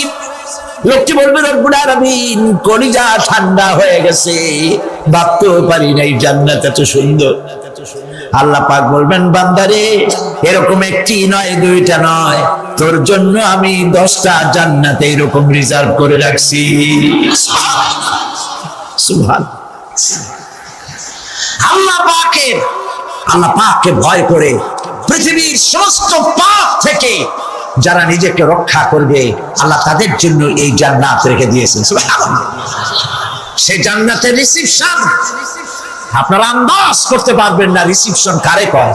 কি এর প্রধানমন্ত্রী আর প্রেসিডেন্ট, 4-5টা পুলিশ আর আর্মি এসে একটা ফট করে সেলুট মারলো, বাস শেষ হয়ে গেল, এরকম না। জান্নাতীদেরকে রিসিপশন দেওয়া হবে। জান্নাতীরা যখন আল্লাহর হুকুমে জান্নাতের দিকে যেতে লাগবে, আর যখন জান্নাতের কাছে চলে যাবে, আল্লাহ রাব্বুল আলামিন শোনায় দিচ্ছেন হাত্তা ইযা জাউহা ফুতিহাত আবওয়াবুহা ওয়া ক্বালা লাহুম খাযানাতুহা সালামুন আলাইকুম তিবতুম ফাদখুলুহা খালিদিন। সুবহানাল্লাহ। জান্নাতীরা যখন জান্নাতে প্রবেশ করার দরজার মুখোমুখি হবে, দ্বার রক্ষীগণ তখন বলবে সালামুন আলাইকুম, আল্লাহর শান্তি তোমাদের উপরে বর্ষিত হোক। সুবহানাল্লাহ। দুনিয়ার চাক্কা সুখগুলি 2 পা দিয়ে ঠেলে দিয়েছো, চাক্কা সুখগুলি গ্রহণ করো নাই, হারাম খাও নাই, আল্লাহর দ্বীন কায়েমের জন্য রক্ত দিয়েছো, জীবন দিয়েছো, কষ্ট করেছো, আল্লাহকে ভয় করেছো। আমাদের সালাম গ্রহণ করো, জান্নাতের মধ্যে ঢুকে যাও চিরকালের জন্য। সুবহানাল্লাহ। আর বাইরে হওয়া লাগবে না, চিরকাল এই জান্নাতের মধ্যে তোমরা বসবাস করতে পারবে। আল্লাহ রাব্বুল আলামিনের ফেরেশতারা বলে দিবেন। জান্নাতের মধ্যে আল্লাহ পাক হুরদের সঙ্গে জান্নাতীদের বিয়ের ব্যবস্থা করে দিবেন। কোরআনে কারিমে আল্লাহ পাক বলেন মুত্তাকিনা আলা সুরুজিন মাসফুফাতিন ওয়া যাওয়াজনাহুম বিহুরিন ঈন। সামনাসামনি ভাবে সাজানো সারি সারি আসন সমূহের উপর তারা ঠেস লাগায় বসে থাকবে, আর আল্লাহ রাব্বুল আলামিন হুরদের সাথে জান্নাতীদের বিয়ের ব্যবস্থা করে দিবেন। যেসব হুরের সঙ্গে বিয়ে হবে তাদের আল্লাহ পাক বিবরণ দিচ্ছেন কি রকম হবে তারা। লাম ইয়াতমিসহুন্না ইনসুন ওয়ালা জান। এর পূর্বে জিন এবং ইনসান এদেরকে কেউ স্পর্শ করে না। কিরকম তারা? কাআন্নাহুন্নাল ইয়াকুতু ওয়াল মারজান। যেমন ঝিনুকের ভিতরে মণিমুক্তা থাকে, এইভাবে আল্লাহ পাক তাদেরকে পবিত্র করে রেখে দিয়েছেন।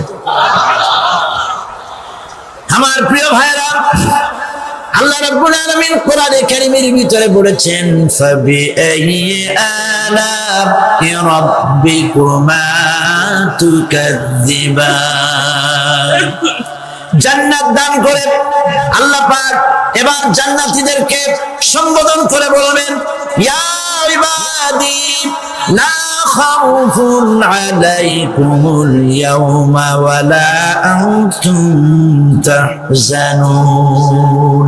হে আমার বান্দারা, লা খাউফুন আলাইকুমুল ইয়াওম, আজ আর কোনো ভয় নাই। সুবহানাল্লাহ, সুবহানাল্লাহ। আজ আর কোনো ভয় নাই, কোনো চিন্তাও নাই, আরামে এই জান্নাতের মধ্যে বসবাস করো। এরপরে আল্লাহ পাক জিজ্ঞেস করবেন, ও আমার জান্নাতীরা, আমি যেসব ওয়াদা করছিলাম আমার ওয়াদা মোতাবেক সমস্ত নিয়ামত পেয়েছো? তারা বলবে হ্যাঁ পেয়েছি, সব নিয়ামত আপনার ওয়াদা মোতাবেক সব পেয়েছি। আল্লাহ রাব্বুল আলামিন বলবেন সব পাও নাই, ওয়ানাদাইনা মাজিদ, আমার কাছে আরো বেশি আছে। সুবহানাল্লাহ, আমার কাছে আরো বেশি আছে। জান্নাতীরা বুঝবে না সে আরো বেশিটা কি, এর থেকে আর বেশি কি। প্রিয় ভাই সব, নবী করিম সাল্লাল্লাহু আলাইহি সাল্লাম বলেছেন জান্নাতের সুখ আর শান্তি কোন চোখ নাই যা দেখেছে, যা কোন অন্তঃকরণ নাই যা কল্পনা করতে পেরেছে। এই জান্নাত মুত্তাকিদের জন্য আল্লাহ রাখছেন। সুবহানাল্লাহ। জান্নাতীরা ভাবতেও পারবে না সেই নিয়ামতগুলি কি। প্রিয় ভাই সব, সেই মুহূর্তে আল্লাহর নবী মুহাম্মদুর রাসূলুল্লাহ সাল্লাল্লাহু আলাইহি ওয়াসাল্লাম বলবেন রব্বুল আলামিন, আমার উম্মতেরা জান্নাতীরা বুঝতে পারে নাই আপনার কাছে কি নিয়ামত আরো বেশি আছে।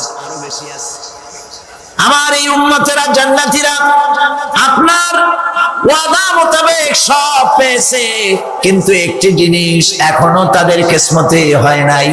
সেই জিনিসটা হলো যারা তার রবকে না দেখে শুধু কোরআন আর হাদিসের কথা শুনে আরবের ঘুম হারাম করে তাহাজ্জুদের নামাজ আদায় করেছিল, চোখের পানি ফেলেছিল, যারা জান্নাত দেখে নাই, জাহান্নাম দেখে নাই, আপনাকে ভয় করে যারা জীবন পরিচালনা করেছিল, যারা আপনাকে দেখে নাই, না দেখে শুধু কোরআন হাদিস বিশ্বাস করে যারা অকাতরে নিজেদের জীবন বিলায় দিয়েছিল, এই জান্নাতীরা এখন পর্যন্ত তার রবকে দেখতে পারে নাই। আল্লাহ রাব্বুল আলামিন তার সামনে থেকে ৭০,০০০ পর্দা সরে যাবে। আল্লাহ পাক বান্দাদের আরজি পুরা করার জন্য জান্নাতীদের সামনে তিনি জালোয়া ফরজ হবে। কোরআন শরীফের ভিতরে আল্লাহ পাক বলেন জান্নাতীরা তারা আল্লাহর দিকে, জান্নাতীরা তার রবের দিকে তাকিয়ে থাকবে, আর রব তার বান্দাদের দিকে তাকায়া থাকবে। প্রাণ ভরে জান্নাতীরা রবকে দেখবে, সুবহানাল্লাহ, আল্লাহ পাককে দেখবে। প্রাণ খুলে আজ দোয়া করি রব্বুল আলামিন জান্নাতের যেই পরিবেশে যেই জায়গায় তুমি দয়া করে তোমার গোলামদেরকে তুমি নিজেই দর্শন দিবে, দেখা দিবে।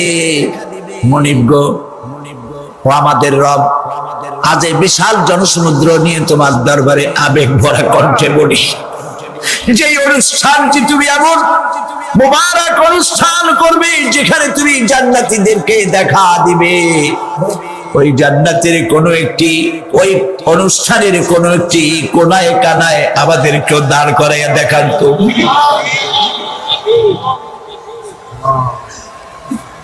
প্রিয় ভাই সব, আল্লাহ রাব্বুল আলামিন মানুষের সামনে এত সব নিয়ামত রেখেছেন, এই জান্নাত দান করবেন। এরপরে আল্লাহ রাব্বুল আলামিন কোরআনে কারীমের মধ্যে বলেছেন, রব্বিস সামাওয়াতি ওয়াল আরদি ওয়া মা বাইনাহুমার রাহমানি লা ইয়ামলিকুনা মিনহু খিতাবা। এসব পুরস্কার রয়েছে তোমাদের সেই রবের পক্ষ থেকে যিনি আকাশ আর জমিনের মালিক। সুবহানাল্লাহ বলবেন না? যার সামনে কথা বলার ক্ষমতা কারো হবে না। এটি একটি মারাত্মক কথা। কিয়ামতের দিন আল্লাহর দরবারে কেউ কথা বলতে পারবে না আল্লাহর নির্দেশ ছাড়া। একটি আকীদা পরিষ্কার করে নিয়ে যান আপনাদের, সে আকীদাটা এভাবে পরিষ্কার করুন, কোন পীর সাহেব, কোন খাজা বাবা, কোন মাওলানা, কোন মুহাদ্দিস, কোন বুজুর্গ আপনাকে সুপারিশ করতে পারবে না যদি না আল্লাহ পাক তাকে কথা বলার তৌফিক না দেন। মনে থাকবে এটা? আয়াতুল কুরসির ভিতরে আমরা পড়ি, মান যাল্লাযী ইয়াশফাউ ইনদাহু ইল্লা বিইذনিহি। আল্লাহ পাক বলেছেন কিয়ামতের দিন আল্লাহর দরবারে কার সাহস আছে কথা বলতে পারে? মান যাল্লাযী ইয়াশফাউ ইনদাহু ইল্লা বিইذনিহি। আল্লাহর অর্ডার ছাড়া, হুকুম ছাড়া আল্লাহর সামনে কথা বলা সেদিন কেউ থাকবে না। সুবহানাল্লাহ। কেউ কথা বলতে পারবে না।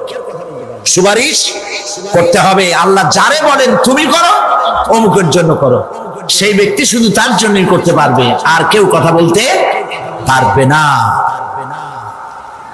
সেই কঠিন হাসরের ময়দান,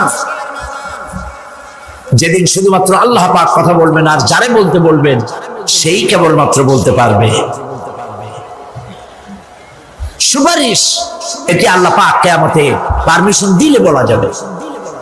হযরত ইব্রাহিম আলাইহিস সালাম, হযরত ইব্রাহিম আলাইহিস সালাম কিয়ামতের দিন তার নিজের পিতা সম্পর্কে সুপারিশ করবেন। রব্বুল আলামিন, আমার আব্বার জন্য সুপারিশ করতেছি, মেহেরবানি করে জাহান্নাম থেকে তারে আপনি রক্ষা করুন।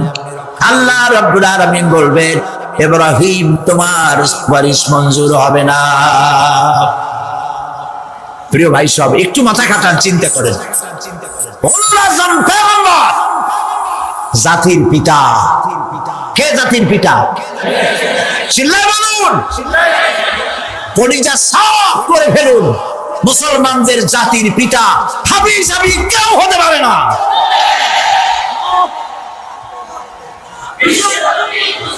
মিল্লাতা আবিকুম ইব্রাহিম। ইব্রাহিম আলাইহিস সালাম এই মিল্লাতের পিতা। সুবহানাল্লাহ। হযরত ইব্রাহিম আলাইহিস সালাম কিয়ামতের দিন বলবেন, আল্লাহ আমার আব্বার জন্য সুপারিশ করছি। আল্লাহ পাক বলবেন মঞ্জুর হবে না। আসর তোমার পিতা হতে পারে, কিন্তু আমার খলিলকে আগুনে ফেলার জন্য নমরুদকে সে সহযোগিতা করেছে, আমি তোমার পিতাকে ক্ষমা করব না। নবী করিম সাল্লাল্লাহু আলাইহি সাল্লামকে সাহাবায়ে কেরাম জিজ্ঞেস করেছেন, হে রাসূল, আপনার আব্বা এবং আম্মার অবস্থা কি হবে? নবী করিম সাল্লাল্লাহু আলাইহি সাল্লাম কেঁদে ফেলেছেন, সাফ করেছেন, আমি তাদের কোনো উপকারে আসব না। আল্লাহু আকবার। আপনি মনে করছেন নাকি যে ইয়া নবী সালাম আলাইকা বলি অমনি নবী সুপারিশ পাবেন? এত সহজ। কতগুলো রসগোল্লা খাইলেন আর বড় একটা মিছিল করলেন আর অমনি চলে যাবেন? পৃথিবীর সব মানুষ, সাহাবায়ে কেরাম বাদ দেন, পৃথিবীর সমস্ত মানুষ একত্রিত হয়ে আবু তালেব রাসূলুল্লাহকে যে ভালোবেসেছেন, ওর 1000 ভাগের 1 ভাগও সারা দুনিয়ার মানুষ রাসূলুল্লাহকেই ভালোবাসতে পারবে? পারবে? নিজের ছেলে আলীকে, আলী রাদিয়াল্লাহু তাআলা আনহুকে আলাদা বিছানায় শোয়াইয়া, ছোট্ট মানুষ হযরত আলী আলাদা জায়গায় রাখিয়া মুহাম্মদুর রাসূলুল্লাহ সাল্লাল্লাহু আলাইহি ওয়াসাল্লাম এতিম মানুষ তারে কলিজার সাথে বুকের মধ্যে আশ্রয় দিয়ে আগলে রেখেছেন বুক করে। সেই আবু তালেব মৃত্যুর সময় নবী করিম সাল্লাল্লাহু আলাইহি ওয়াসাল্লাম বলেছিলেন, চাচা একটি বার আমার কানে তাওহীদের কালেমা শোনায় দেন। আবু তালেব তার কিসমতে ছিল না কালেমা। মরে যাওয়ার পর একজন সাহাবী বলেছিলেন, ইয়া রাসূলুল্লাহ, মৃত্যুর সময় আবু তালেবের মুখ আমি নড়তে দেখেছি, তিনি কালেমা পড়েছেন সম্ভবত। রাসূলুল্লাহ সাহেব বলেছেন, আমি শুনি নাই। এত ভালোবাসার পরেও হাদিস শরীফে এসেছে আবু তালেব জাহান্নামে যাবে। কোথায় যাবে? জাহান্নামে। সবচাইতে কম আযাব হবে কার? আবু তালেবের। কম আযাবটা কি? হাদিস শরীফে এসেছে কম আযাব হলো জাহান্নামের আগুন দিয়ে এক জোড়া জুতা তৈরি করে আবু তালেবের পায়ে পরিয়ে দেওয়া হবে। সেই জাহান্নামের আগুনের তৈরি করা জুতার তাপে আবু তালেবের মাথার ঘিলুগুলো টকবক করে বউ পড়তে লাগবে।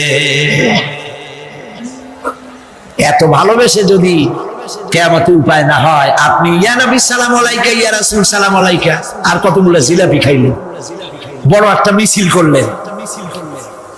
প্রিয় ভাই সব, এইসব বেদাত ছাড়ুন, এগুলি সুস্পষ্ট বিদআত। রাসূলুল্লাহকে ভালোবাসবেন, সাহাবীরা যেভাবে ভালোবেসেছেন ওইভাবে ভালোবাসবেন। আল্লাহ রাব্বুল আলামিন বলেন, যালিকাল ইয়াউমুল হক ফামান শাআ আত্তাখাযা ইলা রাব্বিহি মাআবা। এই দিনটি অবশ্যই আসবে, সেদিনটি নিশ্চিতভাবে আসবে।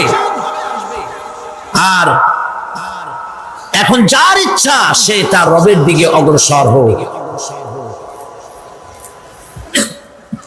ইন্না আনজারনাকুম আযাবান করিবান ইয়াওমা ইয়ানজুরুল মার'উ মা কদ্দামাত ইয়াদাহু ওয়া ইয়াকুলুল কাফিরু ইয়া লাইতানি কুনতু তুরাবা।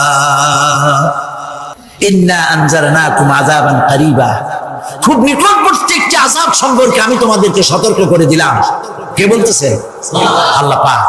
লক্ষ্য করুন আল্লাহ কি বলছেন, খুব নিকটবর্তী একটি কঠিন শাস্তি, আযাব অর্থাৎ কিয়ামত, এ সম্পর্কে আমি তোমাদেরকে সতর্ক করে দিলাম। ইয়াউমা ইয়ানজুরুল মার'উ মা কদ্দামাত ইয়াদা, সেদিন প্রত্যেকটি লোক যা সে পাঠিয়ে দিয়েছিল এখানে, অর্থাৎ যা করেছিল সেগুলি সে দেখতে পাবে। আর তখন ওয়ায়াকুলুল কাফিরু ইয়া লাইতানি কুনতু তুরাবা। সেই কিয়ামতের ময়দানে অবস্থা দেখে কাফেররা বলবে, আহারে মানুষ না হইয়া যদি মাটি হইয়া যেতাম, যদি মাটি হতাম, যদি মানুষ না হয়ে না জন্মতাম, আজ এই হাসরের ময়দানে এইখানে এই বিচারের মুখোমুখি হতাম না, মাটি হইলে বরং অনেক ভালো হতো। এই পৃথিবীতে আমরা এসেছি, চলে যাব, যাওয়ার আগে এই কোরআন একটি বিশাল জনগোষ্ঠী এমন বানাতে চেয়েছে যে জনগোষ্ঠী এই কোরআন দিয়ে একটি বিশাল সমাজ গড়বে, রাষ্ট্র গড়বে, এমন রাষ্ট্র গড়বে যেই রাষ্ট্রে দুঃখ থাকবে না, অশান্তি থাকবে না, যেখানে সুখ থাকবে, সমৃদ্ধি থাকবে, আর কিয়ামতের দিন আল্লাহর জান্নাতে তারা চলে যাবে। তেমন একটি সমাজ কি আমরা চাই? সবাই বলেন, সেরকম একটি সমাজ কি আমরা চাই? প্রিয় ভাই সব, কিয়ামতের দিন আমরা যেতে চাই জান্নাতে। কোথায় যেতে চাই বলেন? জোরে বলেন। এই জান্নাতে যাওয়ার জন্য, এই জান্নাতে যাওয়ার জন্য দুইটা কাজ করতে হবে। কয়টা কাজ? আল্লাহ রাব্বুল আলামিন বলেন, ফামান كان يرجو لقاء ربه فليعمل عملا صالحا ولا يشرك بعبادة ربه أحدا আল্লাহ পাক বলেন, যে বাজারা আমার সঙ্গে দেখা করতে চায় কিয়ামতে দুইটা কাজ করা লাগবে। বলেন কয়টা কাজ? একটা হলো নেক আমল। কি আমল বলেন? নেক আমল। নেক আমল কারে বলে? নেক আমল করতে হলে আবার দুইটা শর্ত লাগে। এক নম্বরে কাজটা করতে হবে আল্লাহরে খুশি করার জন্য। কারে খুশি করার জন্য? একটা মাদ্রাসা বানাইছি যাতে লোকেরা বলে যে বড় একটা মাদ্রাসা বানাইছে, এই জন্য মাদ্রাসা বানাবেন, মসজিদ বানাবেন, হসপিটাল বানাবেন, যা কিছু করেন নিয়ত হবে আল্লাহকে খুশি করা। নিয়ত হবে কারে খুশি করা? আল্লাহ পাককে খুশি করা। এই হলো নেক আমলের প্রথম শর্ত। কাজ হবে আল্লাহকে খুশি করার জন্য। দুই নম্বরে কাজটি হতে হবে সুন্নতে নববী সাল্লাল্লাহু আলাইহি ওয়াসাল্লামের উপরে। মনে রাখবে, দাড়ি রাখবো কেন রাখবো? রাসূলের সুন্নাত। রাখবো কারে খুশি করার জন্য? আল্লাহকে খুশি করার জন্য। রাখবো কার মতো? রবীন্দ্রনাথের মতো, কার্ল মার্কসের মতো, কবির মতো নয়। রাখতে হবে কার মতো? নবীর মতো। বুঝে নেন, কাজটা হতে হবে আল্লাহকে খুশি করার জন্য। দুই নম্বরে কাজটা হতে হবে সুন্নতে নববী সাল্লাল্লাহু আলাইহি ওয়াসাল্লামের উপরে হতে হবে। তাহলে এই হলো এক নম্বর। জান্নাতে যাওয়ার জন্য, আল্লাহর সাথে দেখা করার জন্য এক নম্বরের কাজ হলো নেক আমল। বলেন এক নম্বরের কাজ কি? দুই নম্বরের কাজ ওয়ালা ইউশরিক বিইবাদাতি রাব্বিহি আহাদা। আল্লাহ রাব্বুল আলামিনের ইবাদতের সাথে কাউকে শরীক স্থাপন করা যাবে না।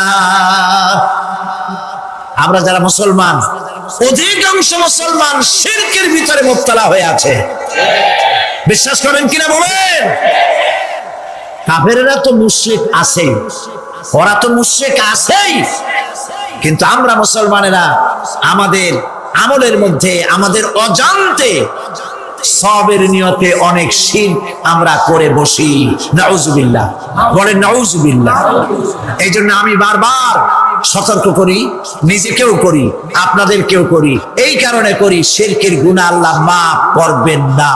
ইন্না শিরকা লাযুলমুন আযীম। শিরক মস্ত বড় অপরাধ, জুলম, আল্লাহ মাফ করবেন না। আল্লাহর কাছে কান্দে কান্দে মাপ চাওয়া লাগবে যে আল্লাহ শিরক থেকে আমাকে রক্ষা করো, বাঁচাও। অনেক গোপন শিরক আছে। মাজারে যান, পীর সাহেবের কাছে যান, মনে যদি নিয়ত থাকে উনি ফু দিলে আমি ভালো হবই, উনি তাবিজ দিলে আমার বাচ্চা হবেই, উনি আমারে দয়া করলেই আমার ব্যবসায় উন্নতি হবেই, এইটার নাম শিরক। এটার নাম কি? ওয়াইজা সাআলতা ফাসআলিল্লাহ ওয়াইজা ইসতাআনতা ফাসতাইন বিল্লাহ। যা বলার আল্লাহরে বলো, আর যা চাওয়ার কার কাছে চাও? চিল্লায় বলেন। কলিজাটাকে পরিষ্কার করে দেন আজকের মাহফিলে। এই কলিজায় কারো প্রতি কোনো ভয় রাখবো না আল্লাহ ছাড়া। ভয় করবো কারে বলেন? মহব্বত আল্লাহ ছাড়া, এত বেশি মহব্বত আর কাউকে করব না। আল্লাহ তাআলা আমাদের কলিজায় তোমার ভয় এবং মহব্বত দিয়ে ভরে দাও। রাসূলের মহব্বত দিয়ে আমাদের দিলকে ভরে দাও। বিশ্বাস করুন ভাই সাহেব, কোরআন শরীফ আমার সামনে, বিশ্বাস করুন। দেশি পীর, বিদেশি পীর, খাজা বাবা দেশি এবং বিদেশি, কেউ আপনার ভাগ্য বদলাই দিতে পারবে না। এই পিছনে দৌড়ায় দৌড়ায় কোনো লাভ নয়। এতক্ষণ মসজিদের ভেতরে বসে আল্লাহর কাছে কাঁদে। ওয়াকালা রাব্বুকুম উদউনি আস্তাজিব লাকুম। তোমার রব বলেছে আমারে ডাকো, আমি ডাকের সাড়া দিয়ে দেব। সুবহানাল্লাহ। আর আল্লাহ বলেছেন আমার ইবাদতের সাথে কাউকে শরীক করবে না। আলাইসাল্লাহু বিকাফিন আবদা। আল্লাহ প্রশ্ন করছেন, আলাইসাল্লাহু বিকাফিন আবদা, আমি কি আমার বান্দার জন্য যথেষ্ট নই? চিল্লায় বলুন অবশ্যই যথেষ্ট। আমার অবশ্যই যথেষ্ট। কলিজা সাফ করে ফেলেন। সম্রাট শাহজাহান, দিল্লির সম্রাট, হাবিজাবি সম্রাট না, দিল্লির সম্রাট। এখন কোথায়? কবরে। কবি বলতেছেন, শাহনে জাহাं को जिन्हें फक्र से देते थे बाज, शाहने जहां को जिन्हें फक्र से देते थे बाज, वाज कब्र में है सूरह अलहम्दु की मोहताज। সারা ভারতবর্ষ যারা ট্যাক্স দিয়ে নিজেকে সৌভাগ্যবান বলে মনে করত, সে আজ কবরের মধ্যে ভিক্ষুকের মতো সূরা আলহামদুর মতো একটি সূরার মুহতাজ হয়ে ভিক্ষুকের মতো শুয়ে আছে। সম্রাট শাহজাহান মসজিদে বসে আছে, এক ফকির ঘুরতেছে। লোকেরা কয় ছোটবেলা থেকেই তোমার খয়রাত করতে দেখলাম, ভিক্ষা কি জীবনেও যাবে না তোমার? লোকটি বলছে, আমি ভিক্ষা করবো ছাড়া আমার উপায়টা কি? এই লোকটি, আমি ভিক্ষা করা ছাড়া করবো কি? লোকেরা তো আমার 60 টাকা, 50 টাকা, 100 টাকা দেয় না, 4 আনা 5 আনা 1 টাকা এই আমার দেয়, এ দিয়ে আমি বড় লোক হবো কেমন? লোকটি বলছে, আচ্ছা দেখো, তুমি তো জায়গা মতো যাইতে পারো নাই, বাদশার কাছে যাও, এমন দেওয়া দেবে জীবনে আর খয়রাত করা লাগবে না। তো বাদশার কাছে কি খয়রাতি যাইতে পারে কোনোদিন? হ্যাঁ, এখন পারবা। কেমনে? সম্রাট শাহজাহান এখন একা একা মসজিদে আছেন। তখনকার এসব বাদশারা অনেকে নামাজি ছিলেন, দিনদার ছিলেন। ফকির দরজার কাছে দাঁড়াইয়া দেখতে পাচ্ছে কেউ নাই, দেহরক্ষীরা দূরে দূরে দাঁড়ানো। বাদশাহ মসজিদের ভেতরে বসে হাত তুলে ঝুলতেছে আর কাঁদতেছে, চোখের পানি দিয়া দাঁড়িয়ে ভিজে ভিজে পড়ছে। এই দৃশ্য অনেকক্ষণ দেখলো ফকির। কিছুক্ষণ পর সম্রাট শাহজাহান মসজিদ থেকে বেরিয়ে আসছে। ফকির বলছে, আসসালামু আলাইকুম হুজুর। তিনি বললেন, ওয়ালাইকুম আসসালাম। চলে গেল। বাদশা বলল, আমার কাছে তো কেউ আইসা কিছু না চাইয়া তো যায় না, এর দেখলাম খয়রাতির মতো কিছু চাইলো না, বেটা ভয় করলো নাকি? হ্যাঁ, মেয়ে এদিকে আসো। আসছে। ভয় পাইছো? কয় না, ভয় পাইনি। কিছু যে চাইলে না? ফকির বলছে, জাহাপানা, সত্যিই কিছু চাইতে আসছিলাম, তারপর চাইলে না কেন? ফকির বলছে, জাহাপানা, সারা জীবন ভিক্ষা করেছি, আর আজ দিল্লি সম্রাটের কাছে বেশি পাওয়ার লোভে এসেছি না, কিন্তু আপনার দশা দেখা আমার জ্ঞানের চোখ খুলে গেছে। আমি লক্ষ্য করে দেখলাম, আমি সম্রাটের কাছে চাইতে এসেছি, হাত তুলি নাই, বিনয় প্রকাশ করি নাই, চোখের পানি ফেলি নাই, কিন্তু লক্ষ্য করে দেখলাম দিল্লির সম্রাট আমার চাইতেও বড় ভিক্ষুকের মতো। আবার কোন সম্রাটের কাছে হাত তুলে কান্দে? আমার জ্ঞানের চোখ খুলে গিয়েছে, আমি বুঝতে পেরেছি সম্রাট কান্দে যেই সম্রাটের কাছে, তারে ছাড়া আর কারো কাছে জীবনে চাইব না। এই কথাই সূরা ফাতিহায় প্রত্যেকদিন পড়ি, বুঝি না কি পড়ি। ইয়াকা না'বুদু ওয়া ইয়াকা নাস্তাঈন। আয় আল্লাহ, একমাত্র তোমার গোলামি করি আর তোমার কাছে সাহায্য চাই, তুমি ছাড়া কারো কাছে সাহায্য চাই না। কলিজা সাফ করুন। কোন মরা পীর, কোন জিন্দা পীর আপনার মনের আশা পুরা করতে পারবে না, পারবে না, পারবে না।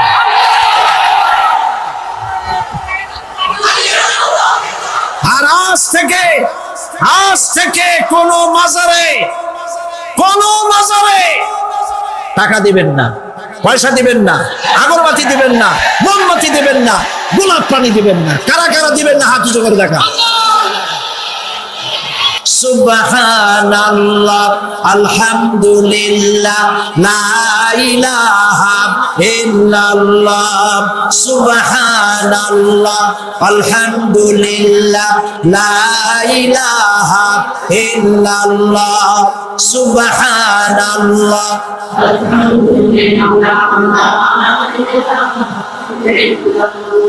লা ইলাহা ইল্লাল্লাহু মুহাম্মাদুর রাসূলুল্লাহ। আল্লাহুম্মা আমিন।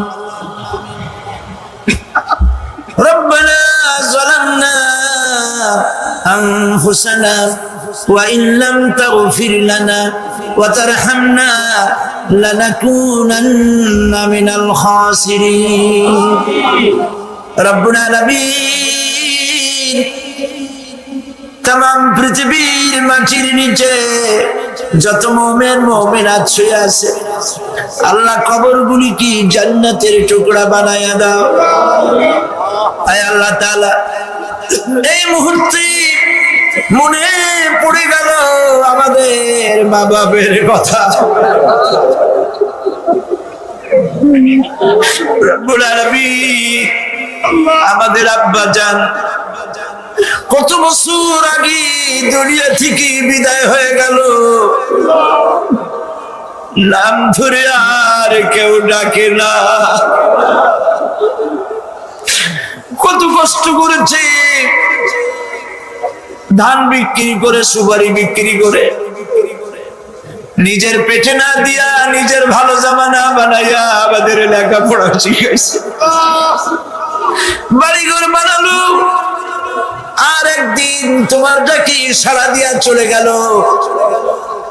যুগের পরে যুগ চলে গেল, বাপের মুখ আর দেখি না।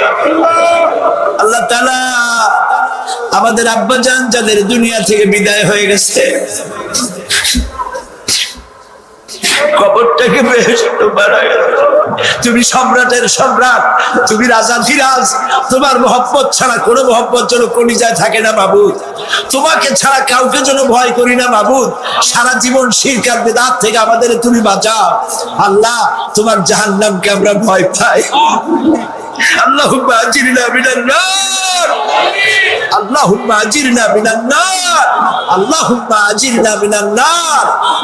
রব্বানা তাকাব্বাল মিন্না إنك أنت السميع العليم وتب علينا إنك أنت التواب الرحيم سبحان ربك رب العزة عما يصفون وسلام على المرسلين والحمد لله رب العالمين واجعل آخر كلامنا عند الموت لا إله إلا الله محمد رسول الله।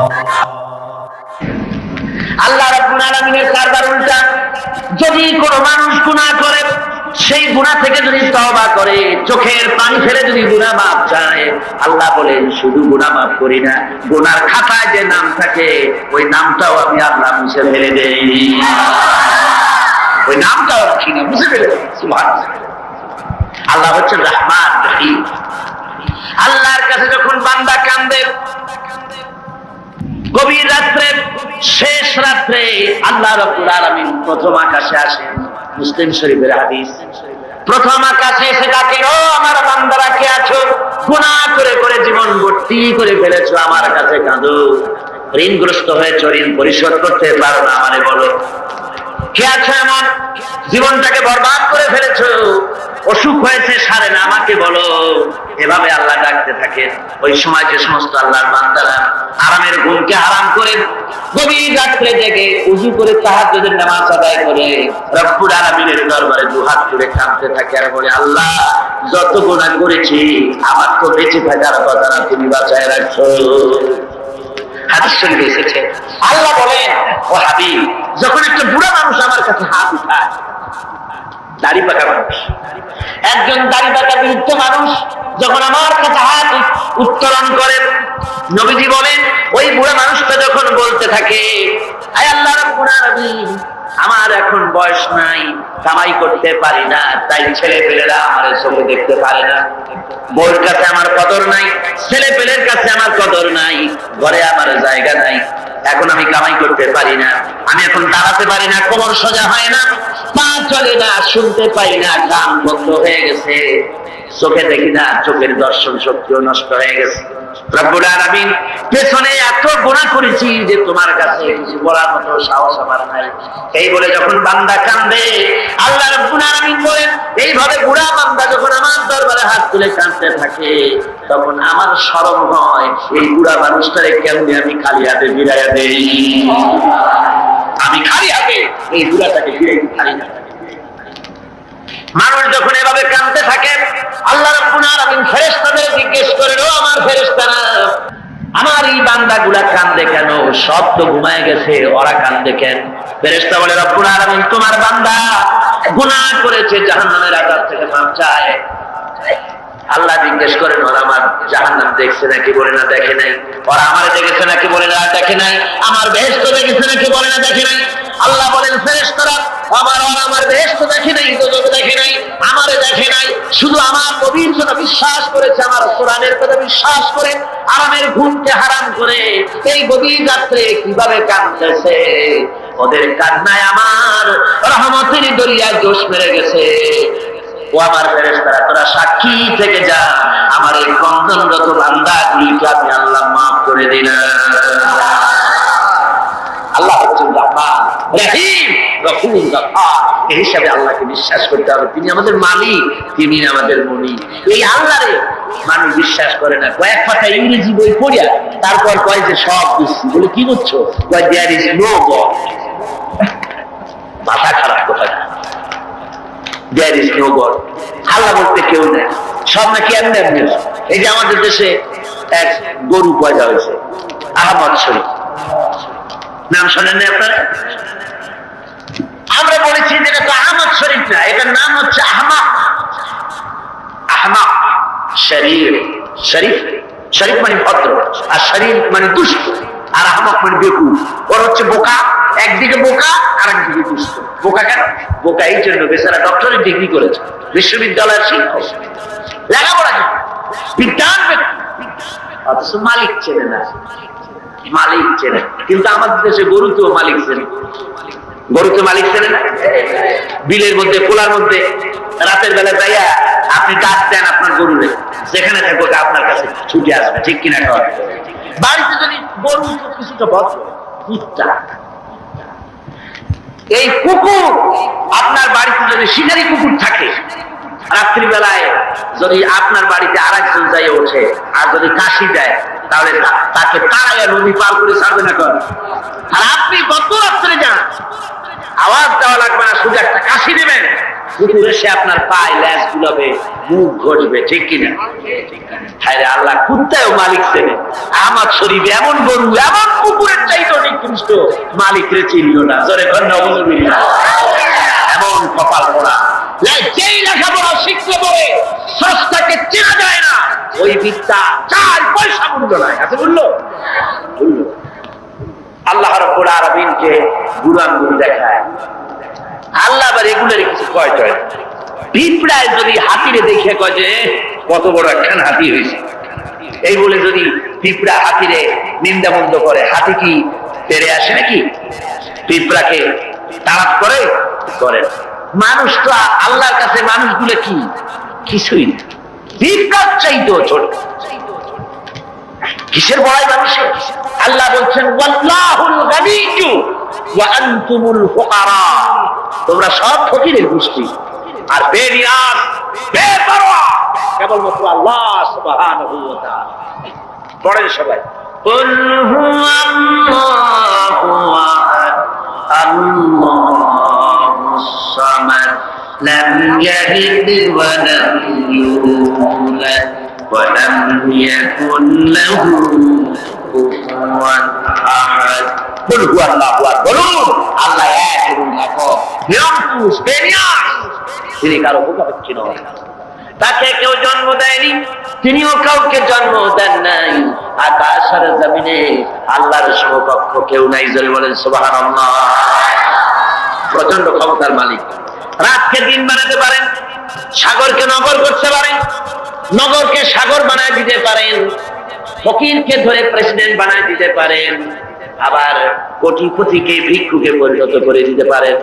যে প্রেসিডেন্ট দেখা যায় গলা থেকে শুরু করে পা পর্যন্ত ফুলের মালা দিয়া বোঝাই, সম্মানের কোনো অভাব নাই। আবার ফুলের মালার পরিবর্তে জুতার মালা পরাইয়া জেলখানার মধ্যে ঢুকাই দিতে পারেন আল্লাহ রাব্বুল আলামিন। পারে কিনা? জোরে কোন পারে কিনা?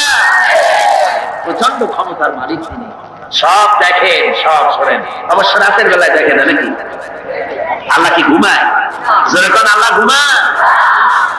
লা তাখুযুহু সিনাতুন ওয়ালা নাওম। তার কোনো ঘুম নাই, তন্দ্রা নাই, সব দেখেন এবং শোনেন। আল্লাহর উপরে এরকম ঈমান আনতে হবে, প্রচন্ড ঈমান তার উপরে রাখতে হবে, তার রহমতের উপরে ভরসা করতে হবে। এবং এই কথা মনে রাখতে হবে যে আল্লাহ রাব্বুল আলামিন তিনি কেবল আমাদেরকে রহমত করতে পারবেন না, জাত করতে পারেন। ঈমান আনতে হবে আল্লাহর উপরে। আল্লাহর উপরে ঈমান আনার অর্থ হলো আল্লাহর হুকুম মানা, আল্লাহর আইন মানা, আল্লাহর বিধান মানা, আল্লাহর শাসন মানা। এই কোরআনে কারীমে আল্লাহ যেসব কথা বলেছেন সেই কথা অনুযায়ী জীবনকে পরিচালনা করা, এটাই হলো আল্লাহর প্রতি ঈমান আনা। তো ঈমান আনার কথা যেখানে আল্লাহ বলেছেন সেখানে বলেছেন ওয়াবিলুস সালিহাত। ঈমান যেখানে, আমলে সালেহের কথা সেখানে। ঈমানের কোনো দাম নাই যদি আমলে সালেহ না থাকে, আমলে সালেহের কোনো দাম নাই যদি ঈমান না থাকে। কথা বুঝে আসতেছে আপনার? দেখুন কোরআনে কারীমের ভিতরে অন্যত্র এসেছে ইন্নাল্লাযীনা আমানু ওয়া আমিলুস সালিহাতি কানাত লাহুম জান্নাতুল ফিরদাউসিল নুজুলা। নিশ্চয়ই যারা ঈমান এনেছে এবং আমল সালেহ করেছে তাদেরকে আল্লাহ রাব্বুল আলামিন জান্নাতুল ফিরদাউস দিবেন। তো এই যে ঈমান যেখানে, আমলে সালেহ সেখানে। আমলে সালেহ না হলে, অর্থাৎ নেক কাজ, সৎ কাজ না হলে ঈমানের দাম নাই। এজন্য আমি দৃষ্টান্ত দিতে গিয়ে বলি ঈমান হলো একটা একটা ফিগার। ঈমান হলো এক, আর আমলে সালেহ নেক কাজ হলো শূন্য। নেক কাজগুলি কি? কথা বলেন না কেন? নেক কাজগুলি কি? শূন্য। এখন দাম কার বেশি, একের বেশি না শূন্যের বেশি? অনেকে বলে কয় যে না শূন্যের দাম বেশি। বলে কিরকম? কয় যে একের সামনে শূন্য বসলো তো একের দাম বেড়ে গেল, 1-10 হয়ে গেল। আর একটা শূন্য দিলে 100 হয়ে গেল, কাজে শূন্যের দাম বেশি। আমি বলি আপনার থিওরি যদি ঠিক হয় তাহলে শূন্য বসাইতে থাকে যতদিন পারে। তো বসাইলো একক, দশক, শতক, সহস্র, অযুত, নিযুত, কোটি, লক্ষ, পদ্ম, খর্ব, মহাখর্ব, নিখর্ব, এরকম করে করে জনমের মতো শূন্য বসাই দিল। আমি বললাম আপনার এখন একের দাম, আপনার এই শূন্যের দাম তো বেশি বললেন, আমি আমার এক উঠে পকেটে দিয়ে দিলাম, দেখি আপনার শূন্যের দাম কত। শূন্যের দাম থাকবে? কোন দাম থাকবে না। শূন্যের মূল্য হয় একের কারণে। শূন্যের মূল্য হয় কিসের কারণে? একের কারণে। এক আছে বলে শূন্যের দাম বেশি, আর যদি এক না থাকে শূন্যের কোনো দাম নাই। সুতরাং এখন ঈমান আর শূন্য হচ্ছে ভালো কাজ। ঈমান আছে, একটা ভালো কাজ করেছেন 10 হয়ে গেল, আরেকটা ভালো কাজ করলেন 100 হলো, আরেকটা ভালো কাজ করলেন 1000 হলো। এ হলো আপনার চিন্তায় 1000 হয়েছে, কিন্তু আল্লাহর খাতায় অনেক বেশি হয়ে গেছে। কত হয়েছে? অনেক বেশি। কিরকম? মানুষ যখন হযরত আদম আলাইহিস সালাম আর শয়তানকে আল্লাহ রাব্বুল আলামিন যখন পৃথিবীতে নির্বাসিত করে দিলেন, শয়তান তখন বলল যে আদমের কারণে আমার জীবন বরবাদ হয়ে গেল, আমার আমল নষ্ট হয়ে গেল। ওই আদম সন্তানকে আমি জাহান্নামের ভিতরে বেশি বেশি ঢুকাই দেব, আমি হায়াত চাই, কিয়ামত পর্যন্ত। আল্লাহ হায়াত দিয়ে দিলেন। শয়তান চলে আসার পরে রব্বুল আলামিন ফেরেশতাদের বললেন, আমার ফেরেশতারা, এই শয়তান যখন আমার বান্দাদেরকে কোন কুমন্ত্রণা দিবে তখন তোমরা আমার বান্দা যখন গুনাহ করার জন্য নিয়ত করবে তখন তার আমলনামায় কোনো গুনাহ লিখবা না, গুনাহটা করা হয়ে গেলে একটা গুনাহই লিখবা। আর যখন আমার বান্দা যদি কোনো ভালো কাজ করার নিয়ত করে, কাজটা করে নাই, শুধু নিয়ত করেছে, একের পরিবর্তে একটা নেকি লেখা দাও। আর যখন ভালো কাজটা করা হয়ে যাবে তখন তার আমলনামায় একের পরিবর্তে 10 গুণ বাড়াইয়া লিখে দিও। জোরে বলেন সুবহানাল্লাহ। সুতরাং যত ভালো কাজ করবেন আপনার আমল বেড়ে যাবে। কি বেড়ে যাবে? আপনার আমল বাড়তে থাকবে। আর আপনার ঈমান নাই। অনেকে কয় যে হুজুর এমনি আমি মানুষ খুব ভালো। বলে কিরকম ভালো? মিথ্যা কথা কই না। তারপরে যে জায়গায় টিউবওয়েল নাই টিউবওয়েল করে দিই, কানা মানুষের চোখ ভালো করে দেওয়ার জন্য অপারেশনের ব্যবস্থা করি, এতে মিসকিনরা খাইতে দিই, অনেক ভালো ভালো কাজ করি, খালি যা নামাজ পড়ি না। তাতে কি আমার ঈমান নষ্ট হয়েছে নাকি? আমি বলি ভাই ঈমানই তো নাই, এটা নষ্ট হবে। ইমান তো থাকা লাগবে। লা দীনা লিমান লা সালাতা লাহু, যার কাছে নামাজ নাই তার কাছে দিন নাই, ইমান নাই। মনে রাখবেন, যে ব্যক্তি নামাজ পড়ে না, মুসলমান বলে দাবি করা কোন অধিকার তার নাই, কোনো দাম নাই। আপনি নামাজ পড়েন না তো আল্লাহর সামনেই মাথা নত হইল না, আপনি কিসের মুসলমান? ওরকম গরু শগুনিও খায়, কয় যে আমরা গরুর গোশত খাই, শগুনিও তো খায়। আমি দাঁড়িয়ে রাখি, রবীন্দ্রনাথ তো দাঁড়িয়ে রাখছি, কার্ল মার্কস তো দাঁড়িয়ে রাখছে, মানে কি হয়েছে? কথা বুঝতে পেরেছেন? সুতরাং মাথা নত করতে হবে, আল্লাহরে সেজদা দিতে হবে। এমনি এমনি মুমিন হতে পাওয়া যাবে না। সবে বরাত আসলো, মাশাআল্লাহ, আগের থেকে রেডি, রুটি তৈরি, গোশত তৈরি, তারপরে গোসল করবে কোন জায়গায় তাও তৈরি। শোনা আছে যে প্রত্যেক ফোটায় ফোটায় 100 করে নেকি হবে গোসলের পানিতে। তেল তোল মাইখিয়া ভালো করে গোসলের জন্য রেডি হয়েছে। গোসল টোসল করিয়া এরপরে গোস্ত খাইলো, খুব গোস্ত টোস্ত খাইয়া খেয়ে তারপরে 2 রাকাত 6 রাকাত নামাজ পড়িয়া ঘুমায় যায়। মনে করলো যে পিছনের গুনাহ মাফ হয়েছে। না, এত সহজ না। কথা বুঝতে পেরেছি? এত সহজ না। শেষ রাত্রে ঘুমাইয়া বছর নষ্ট করছে ওই পাগলের মতো। এক পাগল বলছিল যে মিয়া তুমি গরু কেন? ভালো মানুষকে পাগলে বলতেছে গরু কেন? ঘুরতেছি, গরু তালাশ করি, একটা গরু কিনবো, পরশুদিন কোরবানি হবে, কোরবানির গরু তালাশ করি, কিনবো। পাওনা কাছে না পাইনি, পাওনা তাতে কি হয়েছে? একটু মাঠে কত গরু একটা ধরে নিয়ে জমি দিল। কয়েছে তো তুমি পাগল, তোমার কথা, পরের গরু জবাই দিলে তো গুনাহ হবে, আমি গরু কিনে জবাই দেবো। তুমি পাগল, আমি পাগল। পাগলে বলতেছে তুমি পাগল। তুমি কোরবানি উপলক্ষে একটা ভালো নিয়ত করে একটা গরু তুমি ধরবা, সে যা করবে ভালো নিয়ত করিয়া কোরবানির দিনে নামাজ পড়িয়া এসে আল্লাহু আকবার বলছে, জবাই দিয়ে দেবে। এখন তুমি চুরি করছো, সেজন্য একটা পাপ হবে, আর আল্লাহ রাস্তায় কোরবানি করছো, সেজন্য একটা সওয়াব হবে। কোরবানির সওয়াব আর চুরির পাপ ভগ্নাংশের মতো কাটাকাটি হয়ে যাবে, গোশত খাওয়া পাপ। মুসলমানের অবস্থা তাই হয়েছে। সারা বছর গুনাহ করে, ওজনে কম, খাদ্যে ভেজাল, চুরি, ডাকাতি, জুয়া, মিথ্যে কথা সব বলে। সবে বরাতে সমানে ইবাদত করে মনে করে পিছনের গুনাহ মাফ হয়ে যাবে, আর রাতের বেলায় খাও গোশত আর রুটি খায় না ওজন। এটার নাম পাগলামি। আচ্ছা, আপনারা শিক্ষিত লোক যারা, তারা তো বোঝেন, আপনারা সবই শিক্ষিত, ভালো মানুষ, আপনারা নিশ্চয়ই বোঝেন বোনাস। ঈদে বিভিন্ন মিল কলকারখানা বোনাস দেয়, বোনাসটা বোঝেন তো? একটু কথা না কইলে আমি বুঝি কেমন বোনাস। ধরুন আদমজি জুট মিল কর্তৃপক্ষ, তারা ঘোষণা করেছে ঈদের একদিন আগে 28শে রমজান অথবা 29শে রমজান আমরা ঈদ বোনাস দেব। এখন ঈদ বোনাসের কথা শুনে ঢাকার থেকে গাড়ি গাড়ি ভর্তি লোক যাইয়া যদি গেটে দাঁড়ায় আমাদের ঈদ বোনাস দেব, ঈদ বোনাস দেবে ওদের কথা। বোনাস কাদের জন্য? যারা মিলে এমপ্লয়, যারা কর্মচারী, ওদের জন্য বোনাস। বাইরের লোকেরা বোনাস বোনাস করে যদি বেশি চিল্লায়, তাহলে বোনাস পিঠের উপরে দেবে না, পিঠের উপরে বোনাস দিয়ে। লাইলাতুল কদর, লাইলাতুল বারাত, লাইলাতুল মিরাজ, এগুলি হলো আল্লাহর পক্ষ থেকে মুমিনদের জন্য বোনাস। এই বোনাস কাদের জন্য? যারা নামাজি, যারা দিনদার, যারা চরিত্রবান, যারা ঈমানদার, ওদের জন্য বোনাস। সারা বছর নামাজ নাই, শবে বরাত শেষ হয়ে গেলে নামাজ নাই, আর এরা বোনাস পেতে যায় আল্লাহর কাছে। সারা রাত জায়গায় জায়গায় ইবাদত করবা, আর পরের দিন থেকে আবার যে শয়তান সেই শয়তান। কথা বলছে, ওই যে আমি এই কথাটা বললাম, কমরউদ্দিন মুসলিম সাহেবের নাম মনে আছে না আপনাদের?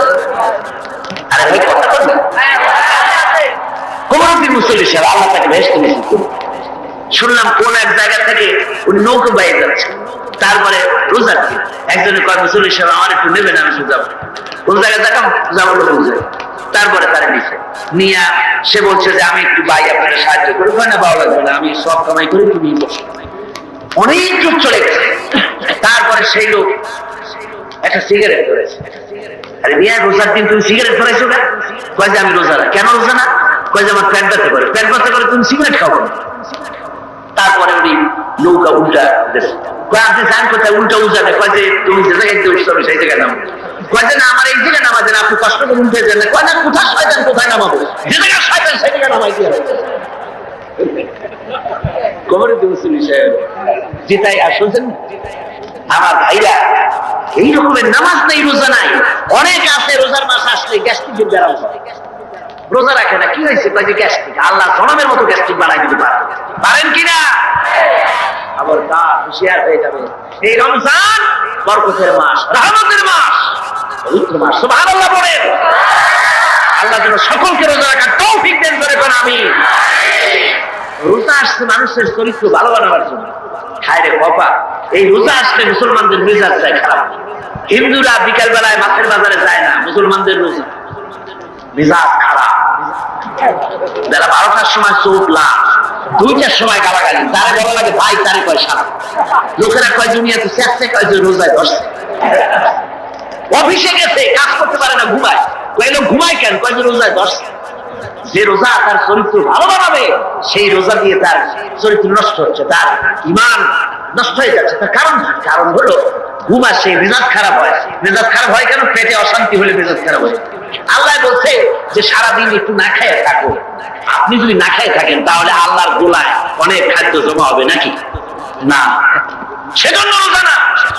রোজার অনেক ফায়দার মধ্যে এটাও, গরিব মানুষ যে না খায় থাকে সারাদিন, দুইজন বোঝো, এটাও একটা। কিন্তু আমরা সারাদিন না খাইয়া ওই ইফতারের সময় সুদে আসলে সব উসুল করি। পেঁয়াজি, বেগুনি, ছোলা, মুড়ি, বুট জনমের মতো খাইয়া মাগরিবের আগে শেষ হয় না। ও মাগরিবটা করে আসে, তারপরে এমন খাওয়া খায়, খাইয়া তারপরে ডাক্তারের কাছে গেছে। কয় ডাক্তার সাহেব আমি তো আর শ্বাস করতে পারি। কেন? কয় যে খাইছি বেশি, সবে বরাত তো খুব বেশি খেয়ে ফেলাইছি। কয় 2টা ট্যাবলেট খাও আর 1 গ্লাস পানি। খাওয়া খায়, পেটে উকুন মারা যায়, এমন খাওয়া খায়। এরপর তো ঘুম আসবে, এরপর তো মেজাজ খারাপ হবে। আর আমার সারা ঔষধ সমানে বিক্রি করা। আমার বন্ধুগণ, এই যে অবস্থা, এই অবস্থার জন্য আমরা আমাদের দায়ী হতে হবে। এই পবিত্র রজনী আল্লাহ পাক বোনাস স্বরূপ দিয়েছেন দিনদার, ইমানদার, পরেজগার তাদের জন্য, যারা জীবনকে তৈরি করবে ওদের জন্য এই রাত দিয়েছেন। এই রাতকে বেশি বেশি ইবাদত করে জীবনকে পরিশুদ্ধ করতে হবে, আমলে সালেহ করতে হবে, নেক কাজ বেশি বেশি করতে হবে। নেক কাজ কারে কয় সেই ব্যাখ্যাটা সংক্ষেপে দিয়ে নেক কাজ। আল্লাহ রাব্বুল আলামিন বলেন, আল্লাযী খালাকাল মাউতা ওয়াল হায়াতা লিয়াবলুয়াকুম আইয়ুকুম আহসানু আমালা। আল্লাহ পাক বলছেন আমি মৃত্যু এবং জীবনকে সৃষ্টি করেছি এই জন্য যে তোমাদের মধ্যে আমলের দিক থেকে কে উন্নত সেটা যাচাই করার জন্য। এখন আমলে আহসানে আমল, উন্নত আমল কি তার ব্যাখ্যা নেই। উন্নত আমলের জন্য 2টা শর্ত। উন্নত আমলের জন্য কয়টা শর্ত? ভালো করে বোঝেন আর শোনেন। উন্নত আমলের জন্য 2টি শর্ত। একটি শর্ত হচ্ছে আমলটা হতে হবে আল্লাহর রাজীর জন্য, আল্লাহকে খুশি করার জন্য আমলটা হতে হবে। 2 নম্বর শর্ত হচ্ছে আমলটা হতে হবে সুন্নতে নববীর উপরে, রাসূল পাক যেভাবে কাজটি সম্পাদন করেছেন তার উপরে হতে হবে, তাহলে এটা হবে আহসানে আমল। আপনি নামাজটা কেমনে পড়বেন? আপনার পীর সাহেব যেমন পড়েন ওই রকম, আপনার মাওলানা সাহেব যেমন পড়েন ওই রকম, আপনার মুহাদ্দিস সাহেব ওই রকম না। আমার নামাজ পড়তে হবে রাসূল পাক সাল্লাল্লাহু আলাইহি ওয়াসাল্লাম বলেছেন, সাল্লু কামা রাআইতুমুনি উসাল্লি। নামাজ পড়ো সেইভাবে যেভাবে আমাকে পড়তে দেখো। সুবহানাল্লাহ। রাসূল হচ্ছেন মডেল, সব ব্যাপারে আদর্শ। জনাবে মুহাম্মদ রাসূলুল্লাহ সাল্লাল্লাহু আলাইহি ওয়াসাল্লাম তার অনুকরণ অনুসরণ জীবনের সব ক্ষেত্রে করতে হবে। তাহলেই প্রত্যেকটি কাজ আহসানে আমল হবে, উন্নত মানের কাজ হবে। যদি সত্যিকারের আমরা সে আমলটাকে আল্লাহকে খুশি করার জন্য করি, তাহলে বুঝতে হবে প্রথম কাজ ঈমান, 2 নম্বরে নেক কাজ। 2 নম্বরে কি? নেক কাজ। যদি ঈমান না থাকে আর অনেক ভালো ভালো কাজ আপনি করেছেন তাহলে হবে 0 + 0 + 0 সমান কত হবে? 0ই। এই জন্য কাজটি আল্লাহকে খুশি করার জন্য হতে হবে। নেক কাজ দিয়ে জীবনকে ভরে ফেলে দিতে হবে, জীবনকে ভরে ফেলে দিতে হবে। 3 নম্বরে যে কথাটি জীবন সফল হওয়ার জন্য তা হচ্ছে ইল্লাল্লাযীনা আমানু ওয়া আমিলুস সালিহাতি ওয়া তাওয়াসাউ বিল হাক্কি ওয়া তাওয়াসাউ বিস সাবর। ঈমান, আমলে সালেহ আর 3 নম্বরের কাজ হলো হকের দাওয়াত দেওয়া। 3 নম্বরের কাজ কি? বলুন 3 নম্বরের কাজ কি?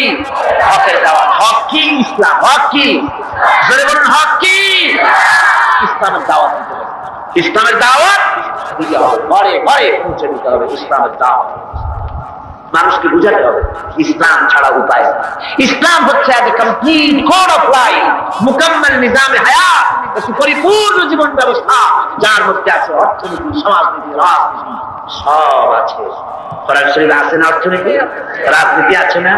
আমাদের দেশে কথা উঠেছে যে ধর্ম নিরপেক্ষতা অবলম্বন করতে হবে, ধর্ম আর রাজনীতি আলাদা। এ ধরনের কথা শহরে বন্দরে হয়, মানুরি পাড়ার মতো এই প্রত্যন্ত অঞ্চলে সব জায়গায় এসব কথা বোধহয় বলা হয় না, বলা হয় ধর্ম আর রাজনীতি আলাদা বলে। আমার ভাইরা মনে রাখবেন, ধর্ম নিরপেক্ষ মতবাদ এটি একটি কুফরি মতবাদ। যারা বলে এটি কি মতবাদ? দুনিয়ার সব আলিম, সব মুহাদ্দিস, সমস্ত মুফাসসির একমত, ধর্ম নিরপেক্ষ মতবাদ হচ্ছে কুফরি মতবাদ। যেহেতু আল্লাহর কথার সাথে সম্পূর্ণ কন্ট্রাডিক্টরি কথা, সাংঘর্ষিক। আল্লাহ বলছেন ইয়া আইয়ুহাল্লাযীনা আমানু আতিউল্লাহ ওয়া আতিউর রাসূল ওয়া উলিল আমরি মিনকুম। ও বিশ্বাসীরা, তোমরা যারা আমার উপর ঈমান এনেছো, আল্লাহর পরে আল্লাহর আনুগত্য করো, রাসূলের আনুগত্য করো। কোন ক্ষেত্রে আনুগত্য করো? সকল ক্ষেত্রে। কিন্তু ধর্ম নিরপেক্ষবাদী যারা, তারা বলে যে ধর্ম ব্যক্তিগত ব্যাপার, ধর্ম ব্যক্তিগত ব্যাপার, জীবনের সব ক্ষেত্রে ধর্ম পালন করা যাবে না, এই কথাই তারা বলে। অর্থনীতিতে, সমাজনীতিতে, রাজনীতিতে ধর্ম পালন করা যাবে না, ধর্ম ব্যক্তিগত ব্যাপার। তাহলে কোরআনের আয়াতের সাথে সাংঘর্ষিক হলো না? জোরে বলেন, সাংঘর্ষিক হলো না? এই জন্য ধর্ম নিরপেক্ষ মতবাদ হচ্ছে একটি কুফরি মতবাদ। যারা বলে ধর্ম নিরপেক্ষ মতবাদ দিয়ে সংখ্যালঘুদেরকে নিরাপত্তা বিধান করার জন্যই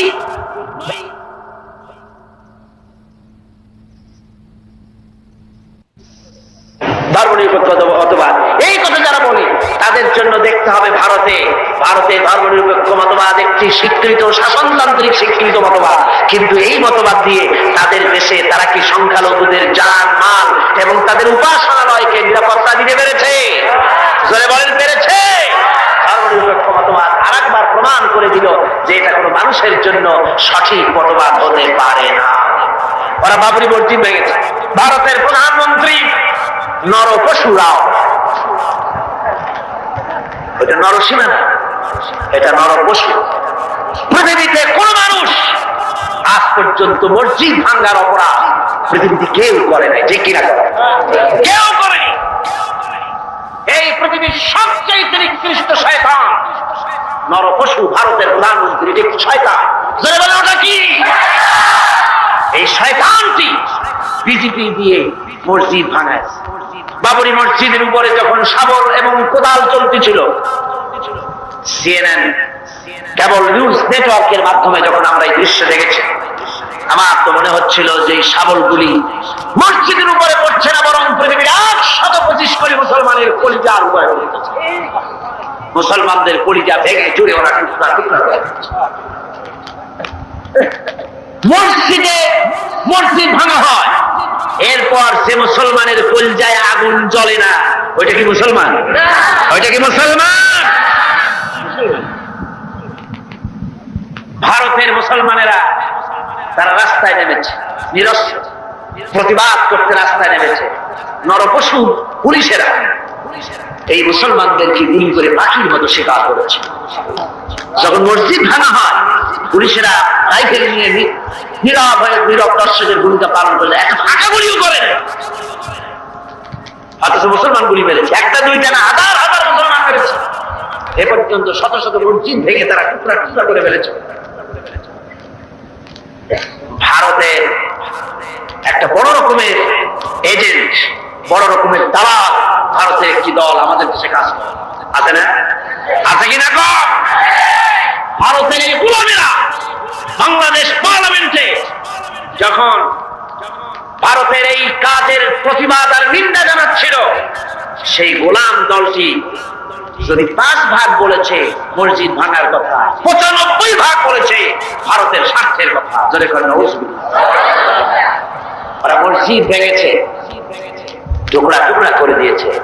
আমরা মসজিদ ভাঙার প্রতিশোধ নিতে গিয়ে বাংলাদেশে কোনো মন্দির ভাঙতে পারি না, ঠিক কিনা? যারা বলেন ঠিক কিনা? মন্দির ভাঙা যাবে না। যদি কেউ মন্দির ভেঙে থাকে কোথাও, নিশ্চয়ই সব অপরাধ করেছে। আমরা ইসলামের প্রতিশোধের নীতিতে বিশ্বাসী নয়। অপরাধ করেছে ভারতীয় হিন্দুরা, সেজন্য বাংলাদেশের হিন্দুরা দায়ী নয়। ভারতের বাবরি মসজিদ ভাঙার ব্যাপারে বাংলাদেশে বসবাসরত নাগরিক হিন্দুরা কিছুতেই দায়ী নয়, ঠিক কিনা? একথা মনে রাখতে হবে। তবে ভারতকে এর মাসুল দিতে হবে, এর মাসুল দিতে হবে, কোনো সন্দেহ নাই। ভারত, তাকে মনে রাখতে হবে, ভারত রাশিয়ার চাইতে শক্তিশালী নয়। রাশিয়ার মতো প্রচন্ড শক্তিশালী দেশ, পারমাণবিক অস্ত্রের গুদাম যার কাছে, রাসায়নিক অস্ত্রের গুদাম যার কাছে, সেই রাশিয়া আফগানকে ভাঙতে এসে রাশিয়া নিজেই ভাইয়ে চুরা টুকরা টুকরা হয়ে গেছে, যায় নাই? আজকে পবিত্র লাইলাতুল বারাত, আপনারা বিশ্বাস করুন, নরপশুরাও ভারতের বাবরি মসজিদকে যেভাবে ভেঙেছে, মসজিদের ইটগুলো যেভাবে টুকরা টুকরা করেছে, গোটা ভারত ইতিহাসে থেকে, মানচিত্র থেকে, পৃথিবীর মানচিত্র থেকে টুকরা টুকরা হয়ে উঠে যাবে ইনশাআল্লাহ।